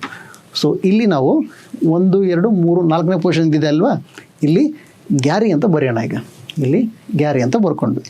ಇನ್ನೊಂದು ಮಾಹಿತಿ ಏನಿದೆ ಅಂತಂದೆ ನಾನು, ಗ್ಯಾರಿ ಅಟರ್ನಿ ಅಂತ ಕೊಟ್ಟಿದ್ದಾರೆ. ಸೊ ಇದು ಅಟರ್ನಿ, ಗ್ಯಾರಿ ಅಟರ್ನಿ, ಲೇಖಕ ಅಲ್ಲ. ನಾವು ಅಟರ್ನಿ ಬಾರ್ ಲೇಖಕ ಅಂತ ಬರೆದಿದ್ವಲ್ಲ, ಗ್ಯಾರಿ ಅಟರ್ನಿ ಲೇಖಕ ಅಲ್ಲ, ಲೇಖಕ ಅನ್ನೋದು ಕಾಟ್ ಹಾಕೊಳ್ಳೋಣ. ಸರಿ, ಲೇಖಕ ಇಲ್ಲಿ ಕಾಟ್ ಹಾಕಿದರೆ ಇಲ್ಲಿ ಅಟರ್ನಿ ಕಾಟ್ ಹಾಕ್ಬೇಕು ನಾವು. ಯಾಕೆ, ನಾವು ಇಲ್ಲಿ ಲೇಖಕ ಅಥವಾ ಅಟರ್ನಿ ಅಥವಾ ಲೇಖಕ ಅಂತ ಅಂದ್ಕೊಂಡಿದ್ವಿ. ಸೊ ಇವಾಗ ಗ್ಯಾರಿ ಅಟರ್ನಿ ಆದಾಗ ಇಲ್ಲಿ ಅಟರ್ನಿ ಇರೋದಿಲ್ಲ, ಇಲ್ಲಿರೋರು ಲೇಖಕ ಆಗ್ತಾರೆ. ಅವ್ರು ಯಾರು ಅಂತ ಗೊತ್ತಿಲ್ಲ ನಮಗೆ, ಬಟ್ ಇಲ್ಲಿ ಕೂತ್ಕೊಂಡಿರೋ ಲೇಖಕ ಆಗಿರ್ತಾರೆ ಅಂತ ಗೊತ್ತು. ಸದ್ಯಕ್ಕೆ ಇದಕ್ಕೆ ಗುರುತು ಹಾಕೋಣ. ಇನ್ನು ಕಾಟ್ ಮಾಡೋಣ. ಅದನ್ನು ಕಾಟ್ ಮಾಡಿದ್ವಿ. ಈ ಮಾಹಿತಿಗೆ ಗುರುತು ಹಾಕೋಣ. ಸರಿ, ಗುರುತು ಹಾಕಿದ್ವಿ. ಇವಾಗ ಏನು ಮಾಡ್ತೀವಿ ನಾವು, ಮತ್ತೆ ಮೊದಲನೇ ಪಾಯಿಂಟಿಂದ ಇನ್ನೊಂದು ಸರ್ತಿ ಓದ್ಕೊತ ಬರ್ತೀವಿ ಅಷ್ಟೇ. ಮೊದಲನೇ ಪಾಯಿಂಟ್ ಆಲ್ರೆಡಿ ಉಪಯೋಗಿಸಿದ್ದೀವಿ, ಓದೋದು ಬೇಡ. ಎರಡನೇ ಪಾಯಿಂಟು, ಅಟರ್ನಿ ಅನ್ವೇಷಕರ ಪದಿ ಕುಳಿತಿರಲಾರರು. ಸರಿ, ಅಟರ್ನಿ ಅನ್ವೇಷಕರ ಬದಿ ಕುಳಿತಿರಲಾರರು ಅಂದರೆ ಏನದ್ರ ಅರ್ಥ? ನಮ್ಮ ಚಿತ್ರದಲ್ಲಿ ಏನಾದರೂ ಅದನ್ನು ತೋರ್ಸೋಕ್ಕೆ ಬರುತ್ತೆ. ಹೇಗೆ ಬರುತ್ತೆ ಅಂದರೆ, ಅಟರ್ನಿ ಇರೋದಿಲ್ಲಿ, ಒಂದು ಬದಿಲಿ ಸಮನ್ವಯಕಾರ ಇದ್ದಾರೆ, ಇನ್ನೊಂದು ಬದಿ ಖಾಲಿ ಇದೆ. ಇಲ್ಲಿ ಅನ್ವೇಷಕ ಬರಬಾರ್ದು ಅಷ್ಟೇ. ನಮಗೆ ಅನ್ವೇಷಕ ಅಟರ್ನಿ ಪಕ್ಕದಲ್ಲಿ ಬರಬಾರ್ದು ಅಂತ ಹೇಳ್ತಾರೆ. ಸರಿ, ಅನ್ವೇಷಕ ಇಲ್ಲಿ ಬರಲಿಲ್ಲ ಅಂದರೆ ಎಲ್ಲಿ ಹೋಗ್ಬೋದು ಅವರು? ಒಂದೇ ಜಾಗ ಇರೋದವರಿಗೆ ಇಲ್ಲಿ, ಯಾಕಂದರೆ ಈ 3 ಸ್ಥಾನಗಳು ವೃತ್ತಿಗಳು ಆಲ್ರೆಡಿ ಫಿಲ್ ಆಗಿಬಿಟ್ಟಿದ್ದಾವೆ, 2 ಸ್ಥಾನ ಮಾತ್ರ ಖಾಲಿ ಇದ್ದಾವೆ. ಅದರಲ್ಲಿ ಇಲ್ಲಿ ಬರಬಾರ್ದು ಅಂತ ಅವ್ರು ಹೇಳ್ತಾ ಇದ್ದಾರೆ. ಸೊ ಇಲ್ಲಿ ಬರಬಾರ್ದು ಅಂದರೆ ಇಲ್ಲಿ ಬರಬೇಕು ಅವರು. ಸೊ ಏನು ಮಾಡೋಣ, ಇಲ್ಲಿ ಅನ್ವೇಷಕ ಅಂತ ಬರೆಯೋಣ. ಅನ್ವೇಷಕ ಅಂತ ಬರೆದ್ವಿ, ಅದು ಬರೆದ ನಂತರ ಈ ಮಾಹಿತಿಗೆ ಗುರುತು ಹಾಕ್ಕೊತೀವಿ. ಸರಿ, ಇವಾಗ 3ನೇ ಮಾಹಿತಿಯಲ್ಲಿ ಏನು ಹೇಳ್ತಾ ಇದ್ದಾರೆ? ಲೇನ್ ವಿಮಾನ ಚಾಲಕ ಅಂತ ಹೇಳ್ತಾ ಇದ್ದಾರೆ. ಇವಾಗ ಲೇನ್ ವಿಮಾನ ಚಾಲಕ ಅಂತಂದರೆ, ಇವಾಗ ವಿಮಾನ ಚಾಲಕರಿಗೆ ಎಲ್ಲೂ ಜಾಗ ಇಲ್ಲ. ಈ 4 1 2 3 4ರಲ್ಲಂತೂ ಇಲ್ಲ. ಸೊ ಇಲ್ಲಿ ವಿಮಾನ ಚಾಲಕ ಇದ್ದಾರೆ, ವಿಮಾನ ಚಾಲಕರಿಗೆ ಇರೋದು ಇದೊಂದೇ ಜಾಗ, ಮತ್ತು ಅವರು ಲೇನ್. ಸೊ ಇಲ್ಲಿ ಲೇನ್ ಬರಿತೀವಿ, ಇಲ್ಲಿ ವಿಮಾನ ಚಾಲಕ ಅಂತ ಬರ್ಕೊತೀವಿ. ಇಲ್ಲಿ ಏನು ಬರಿತೀವಿ? ಲೇನ್ ಬರಿತೀವಿ, ಇಲ್ಲಿ ವಿಮಾನ ಚಾಲಕ ಅಂತ ಬರ್ಕೊತೀವಿ. ಬರ್ಕೊಂಡ ನಂತರ ಏನು ಮಾಡ್ತೀವಿ? ಆ ಮಾಹಿತಿಗೆ ಗುರುತು ಹಾಕ್ತೀವಿ. ಗುರುತು ಮಾಡಿದ್ವಿ. 5ನೇ ಪಾಯಿಂಟು, ಹೆಲಾಯ್ಸ್ ಕೇಟ್ ಮತ್ತು ಜೆರಾರ್ಡ್ ಮಧ್ಯದಲ್ಲಿ ಕುಳಿತಿರುವವರು, ಆದರೆ ಸಮನ್ವಯಕಾರರಲ್ಲ. ಸರಿಯಪ್ಪ, ಇವಾಗ ಹೆಲಾಯ್ಸು, ಕೇಟು, ಜೆರಾರ್ಡ್ 3 ವ್ಯಕ್ತಿಗಳ ಬಗ್ಗೆ ಮಾತಾಡ್ತಾ ಇದ್ದಾರೆ. ನಮಗೆ ಹೆಂಗಿದ್ರು 3 ಜಾಗಗಳಿದ್ದಾವೆ. ಅವ್ರೇನು ಹೇಳ್ತಾ ಇದ್ದಾರೆ? ಹೆಲಾಯ್ಸ್ ಕೇಟ್ ಮತ್ತು ಜೆರಾರ್ಡ್ ಮಧ್ಯದಲ್ಲಿ ಕುಳಿತಿರುವರು. ಇದರ ಅರ್ಥ ಏನು? ಹೆಲಾಯ್ಸ್ ಮಧ್ಯದಲ್ಲಿದ್ದಾರೆ, ಕೇಟ್ ಒಂದು ಕಡೆ, ಜೆರಾರ್ಡ್ ಇನ್ನೊಂದು ಕಡೆ. ಬಟ್ ಇದೇ ಕಡೆ ಅಲ್ಲ, ಈ ಕಡೆ ಕೇಟು, ಈ ಕಡೆ ಜೆರಾರ್ಡ್ ಕೂಡ ಇರ್ಬೋದು. ಸೊ ಬಟ್ ಮಧ್ಯದಲ್ಲಿ ಮಾತ್ರ ಹೆಲಾಯ್ಸೇ ಬರ್ತಾರೆ. ಇದನ್ನು ನಾವು ತೋರಿಸೋಣ ಹೇಗೆ. ಇಲ್ಲಿ ಹೆಲಾಯ್ಸ್ ಬರೆಯೋಣ, ಒಂದು ಕಡೆ ಕೇಟು ಮತ್ತು ಇನ್ನೊಂದು ಕಡೆ ಜೆರಾರ್ಡ್ನು ಬರೆಯೋಣ. ಈಗ ಇಲ್ಲಿ ಕೇಟ್ ಬರೆದ್ವಿ, ಇಲ್ಲಿ ಜೆರಾರ್ಡ್ ಬರೆದ್ವಿ. ಆದರೆ ಅದೇ ಕ್ರಮ ಅಂತ ಅಲ್ಲ, ಇನ್ನೊಂದು ಕ್ರಮವೂ ಇರ್ಬೋದು. ಇಲ್ಲಿ ಮೇಲ್ಗಡೆ ಕೇಟ್ ಬದಲಾಗಿ ಜೆರಾರ್ಡ್ ಇರ್ಬೋದು, ಇಲ್ಲಿ ಜೆರಾರ್ಡ್ ಬದಲಾಗಿ ಕೇಟ್ ಕೂಡ ಇರ್ಬೋದು. ಅನುಕ್ರಮ ಅಂತ ಹೇಳಿಲ್ಲ ಅವರು. ಸೊ 2 ಥರನೂ ಇರ್ಬೋದು. ಸರಿ, ಇವಾಗ ಆ ಮಾಹಿತಿನೂ ಗುರುತು ಮಾಡೋಣ. ಇವಾಗ ಉಳಿದಿದ್ದು ನಮಗೆ ಒಂದೇ ಮಾಹಿತಿ. 6ನೇ ಪಾಯಿಂಟು, ಜೆರಾರ್ಡ್ ಅಥವಾ ಲೇನ್ ಪಕ್ಕದಲ್ಲಿ ಸಮನ್ವಯಕಾರ ಕೂರುವುದಿಲ್ಲ. ಸರಿ, ಜೆರಾರ್ಡ್ ಪಕ್ಕದಲ್ಲಿ ಸಮನ್ವಯಕಾರ ಇಲ್ಲ. ಇಲ್ಲಿ ಜೆರಾರ್ಡ್ ಇಲ್ಲಿ ಬಂದರೂ ಕೂಡ ಸಮನ್ವಯಕಾರ ಪಕ್ಕದಲ್ಲಿಲ್ಲ, ಜೆರಾರ್ಡ್ ಇಲ್ಲಿ ಬಂದರೂ ಕೂಡ ಸಮನ್ವಯಕಾರ ಪಕ್ಕದಿಲ್ಲ. ಹೆಂಗಿದ್ರು ಲೇನ್ಗಂತೂ ಸಮನ್ವಯಕಾರ ಪಕ್ಕದಲ್ಲಿರೋಕ್ಕೆ ಸಾಧ್ಯನೇ ಇಲ್ಲ. ಆಯಿತು. ಆದರೆ ಇಲ್ಲಿ ಒಂದು ಅಂಶ ನಾವು ಕಾಣಬೇಕು. ಏನಂತಂದರೆ, ಜೆರಾರ್ಡ್ ಅಥವಾ ಲೇನ್, ಇವಾಗ ಲೇನ್ಗಂತೂ ಸಮನ್ವಯಕಾರ ಪಕ್ಕ ಇಲ್ಲ, ಅದನ್ನು ಬಿಟ್ಬಿಡೋಣ. ಜೆರಾರ್ಡ್ ಪಕ್ಕದಲ್ಲಿ ಸಮನ್ವಯಕಾರ ಕೂರುವುದಿಲ್ಲ. ಇವಾಗ ಜೆರಾರ್ಡ್ ಪಕ್ಕದಲ್ಲಿ ಸಮನ್ವಯಕಾರ ಕೂರುವುದಿಲ್ಲ ಅಂತಂದರೆ, ಅದನ್ನು ಆ ಮಾಹಿತಿ ಅವ್ರು ಹೇಳಿದ್ದಾರೆ ನಮಗೆ ಅಂತಂದರೆ, ಜೆರಾರ್ಡ್ ಸಮನ್ವಯಕಾರ ಆಗಿರಲಿಕ್ಕಿಲ್ಲ ಅಲ್ವಾ? ಇವಾಗ ನಾನೇ ನನ್ನ ಪಕ್ಕ ಕೂತ್ಕೊತೀನಿ ಅಥವಾ ಕೂತ್ಕೊಳ್ಳಲ್ಲ ಅಂತ ಹೇಳೋದಿಲ್ಲ ಅವರು. ಸೊ ಅವರು ಜೆರಾರ್ಡ್ ಸಮನ್ವಯಕಾರ ಪಕ್ಕದಲ್ಲಿ ಕುಳಿತುಕೊಳ್ಳೋದಿಲ್ಲ ಅಂದರೆ ಯಾರೋ ಇನ್ನೊಬ್ಬ ವ್ಯಕ್ತಿ ಇರಬೇಕು. ಸಮನ್ವಯಕಾರ ಮತ್ತು ಜೆರಾರ್ಡು ಬೇರೆ ಬೇರೆ ವ್ಯಕ್ತಿಗಳಿರಬೇಕು. ಹಾಗಿದ್ದಾಗ ಸಮನ್ವಯಕಾರ ಜೆರಾರ್ಡ್ ಆಗೋದಿಲ್ಲ. ಸೊ ಇಲ್ಲಿ ಯಾರಾಗ್ತಾರೆ? ಇಲ್ಲಿ ಕೇಟ್ ಆಗ್ತಾರೆ. ಸಮನ್ವಯಕಾರ ಕೇಟ್ ಆಗ್ತಾರೆ. ಕೇಟ್ ಇಲ್ಲ ಆಯ್ತಂದರೆ ಕೇಟ್ ಇಲ್ಲ ಆಗಲ್ಲ, ಅನ್ವೇಷಕ ಜೆರಾರ್ಡ್ ಆಗ್ತಾರೆ. ಸೊ ಇಲ್ಲಿ ಜೆರಾರ್ಡ್ನ ಕಾಟ್ ಹಾಕೋಣ, ಇಲ್ಲಿ ಕೇಟ್ನ ಕಾಟ್ ಹಾಕೋಣ. ಇವಾಗ 5 ಜನ ಆದರೆ ನಮಗೆ 1 2 3 4 5 ಜನನೂ ಕೂರಿಸಿದ್ವಿ. 5 ಜನ ವೃತ್ತಿಗಳನ್ನು ಬರೆದ್ವಿ ನಾವು. ನಮಗೆ ಪೂರ್ತಿ ಚಿತ್ರ ಸಿಕ್ಕೋಯ್ತು. ಇವಾಗ ಉತ್ತರ ಕೊಡ್ಬೋದಲ್ವ ನಾವು ಇದನ್ನು? ಎಸ್. ಇವಾಗ ಪ್ರಾಬ್ಲಮ್ಸ್, ಕ್ವಶನ್ಸ್ ಏನು ಇದ್ದಾವೆ ಅಂತ ನೋಡೋಣ. 1 2 3 4 5 ಅಂತ ಬರ್ಕೊಂಬಿಡೋಣ. ಕ್ವಶನ್ನು ನಿಮ್ಮ ಎಕ್ಸಾಮ್ನಲ್ಲಿ ಬಂದಿದ್ದು ಇದೇ ಕ್ವಶನ್ಸೇ. ಮೊದಲನೇ ಪ್ರಶ್ನೆ, ಸಮನ್ವಯಕಾರ ಯಾರು? Who is the moderator? ಸಮನ್ವಯಕಾರ ಕೇಟ್. ಸರಿ, ಉತ್ತರ ಸುಲಭವಾಗಿತ್ತು. ಎರಡನೇದು, ಜೆರಾರ್ಡ್ ಎಲ್ಲಿ ಕುಳಿತುಕೊಳ್ಳುವರು? ಜೆರಾರ್ಡ್ ಎಲ್ಲಿ ಕುಳಿತುಕೊಳ್ಳುವ? ಮೊದಲನೇ ಸ್ಥಾನದಲ್ಲಿ, ಆಸನ 1. ಜೆರಾರ್ಡ್ ಆಸನ 1. ಜೆರಾರ್ಡ್ ಅವರ ವೃತ್ತಿ ಏನು? ಜೆರಾರ್ಡ್ ಅವರ ವೃತ್ತಿ ಏನು? ಅನ್ವೇಷಕ. ಅನ್ವೇಷಕ ಎಲ್ಲಿದೆ? 4ನೇ ಆಪ್ಷನ್, ಜೆರಾರ್ಡ್ ಅನ್ವೇಷಕ. ಇದು ನಿಮ್ಮ ಕೇಸ್ನಲ್ಲಿ ಬಂದಿತ್ತಂಥ ಆ್ಯಕ್ಚುಯಲ್ ಕ್ವೆಶನ್ನು. ನಾವು ಉತ್ತರ ಮಾಡೋದು ಹೆಂಗೆ ಅಂತ ಕಲ್ತ್ಕೊಂಡ್ವಿ. ನೀವು ಇನ್ನೊಂದು ಸರಿ ಇದರಲ್ಲಿ ಪ್ರಶ್ನೆ ಬಂದರೆ ಇದೇ ಡಿಫಿಕಲ್ಟ್ ಲೆವೆಲ್ಲೇ ಇರ್ತದೆ. ಓಕೆ, ಇದನ್ನು ನೀವು ಅವಾಗಲೇ ಉತ್ತರ ಕೊಡೋಷ್ಟು ನಿಮ್ಗೆ ಗೊತ್ತಿದ್ದಿದ್ರೆ 6 ಮಾರ್ಕ್ಸ್ ಸುಲಭವಾಗಿ ಬರ್ತಾ ಇತ್ತು. ಇದನ್ನು ಸಾಲ್ವ್ ಮಾಡಬೇಕಾದ್ರೆ ಇನ್ನೊಂದು ಏನು ನೋಡ್ಬೇಕಂತಂದರೆ ಸೀಟಿಂಗ್ ಅರೇಂಜ್ಮೆಂಟಲ್ಲಿ ಇದು ಟೈಮ್ ತೊಗೊಳುತ್ತೆ, ಆದರೆ ನಿಮಗೆ ಮಾರ್ಕ್ಸ್ ಕೂಡ ಜಾಸ್ತಿ ಬರುತ್ತೆ. ನಿಮಗೆ ಒಂದು ಪ್ರಾಬ್ಲಮ್ 1 ಮಾರ್ಕ್ಸ್ ಇರ್ತತ್ತಲ್ಲ, ಅದನ್ನು ನಿಮಗೆ ಆನ್ಸರ್ ಮಾಡಿದರೆ 2 ನಿಮಿಷ ತೊಗೋಬೋದು, 2 ಮಾರ್ಕ್ ಬರುತ್ತೆ. ಇದನ್ನು ಸಾಲ್ವ್ ಮಾಡೋಕ್ಕೆ 5 ನಿಮಿಷ ತೊಗೋಬೋದು, 6 ಮಾರ್ಕ್ಸ್ ಬರುತ್ತೆ ನಿಮಗೆ. ಓಕೆ, ನೆಕ್ಸ್ಟ್ ಕ್ವೆಶನ್ ನೋಡೋಣ. ಇದು ಕೂಡ ನಿಮ್ಮ KSL ಬಂದಿದ್ದಂಥ 2020ರಲ್ಲಿ ಬಂದಿದ್ದಂಥ ಕ್ವೆಶನ್ನೇ. ABCD ಮತ್ತು E ಎಂಬ 5 ಗೆಳೆಯರು ಬೆಂಚಿನ ಮೇಲೆ ಕುಳಿತಿದ್ದಾರೆ. ಎಯು B ಪಕ್ಕ ಕುಳಿತಿದ್ದಾನೆ, ಸಿಯು ಡಿಯ ಪಕ್ಕ ಕುಳಿತಿದ್ದಾನೆ, ಡಿಯು ಇನೊಂದಿಗೆ ಕುಳಿತಿಲ್ಲ, ಇಯು ಬೆಂಚಿನ ಎಡತುದಿಗೆ ಕುಳಿತಿದ್ದಾನೆ, ಸಿಯು ಬಲದಿಂದ 2ನೇ ಸ್ಥಾನದಲ್ಲಿ ಕುಳಿತಿದ್ದಾನೆ, ಎಯು ಬಿ ಮತ್ತು ಇಯ ಬಲಭಾಗಕ್ಕೆ ಕುಳಿತಿದ್ದಾನೆ, ಎ ಮತ್ತು ಸಿ ಒಟ್ಟಿಗೆ ಕುಳಿತಿದ್ದಾರೆ. ಇದರಲ್ಲಿ ಪ್ರಶ್ನೆ ಏನು ಇವಾಗ? ಬಿಯ ಸ್ಥಾನ ಯಾವುದು? ಇದು ನಿಮಗೆ ಹೋಮ್ವರ್ಕು. ನೀವು ಕಲ್ತಿದ್ದೀರಾ, ಈಗ 5 ಜನ ಇದ್ದಾಗ ಹೆಂಗೆ ಮಾಡೋದು ಅಂತ ಕಲ್ತಿದ್ದೀರಾ ನೀವು. ಇದು ನಿಮಗೆ ಹೋಮ್ವರ್ಕು. ಇದನ್ನು ಸಾಲ್ವ್ ಮಾಡಿ ಈ ವಿಡಿಯೋನ ಯೂಟ್ಯೂಬ್ನಲ್ಲಿ ನೋಡ್ತಿರೋರು ಕಾಮೆಂಟಲ್ಲಿ ಉತ್ತರ ಬರೀರಿ. ಅದು ಸರಿನೋ ತಪ್ಪೋ ನಾವು ನಿಮಗೆ ರಿಪ್ಲೈ ಮಾಡ್ತೀವಿ. ಸರಿ, ಕೃಷಿಕ್ ಸರ್ವೋದಯ ಫೌಂಡೇಶನ್ನ ಕ್ರ್ಯಾಶ್ ಕೋರ್ಸ್ಗೆ ಮತ್ತೊಮ್ಮೆ ಸ್ವಾಗತ. ನಿಮಗೆ ನಮ್ಮ ಕ್ರ್ಯಾಶ್ ಕೋರ್ಸ್ ಜಾಯ್ನ್ ಆಗಿ ನಿಮಗೆ ಎಕ್ಸಾಮ್ ಲೆವೆಲ್ ಕಂಟೆಂಟ್ ಕೊಡ್ತೀವಿ. ಎಕ್ಸಾಮ್ ಲೆವೆಲ್ಲಿಗೆ ಅದೇ ಡಿಫಿಕಲ್ಟ್ ಲೆವೆಲ್ನ very quality content from very experience faculty ಕೊಡ್ತಾ ಇದ್ದೀವಿ. All the best and happy studying. Thank you.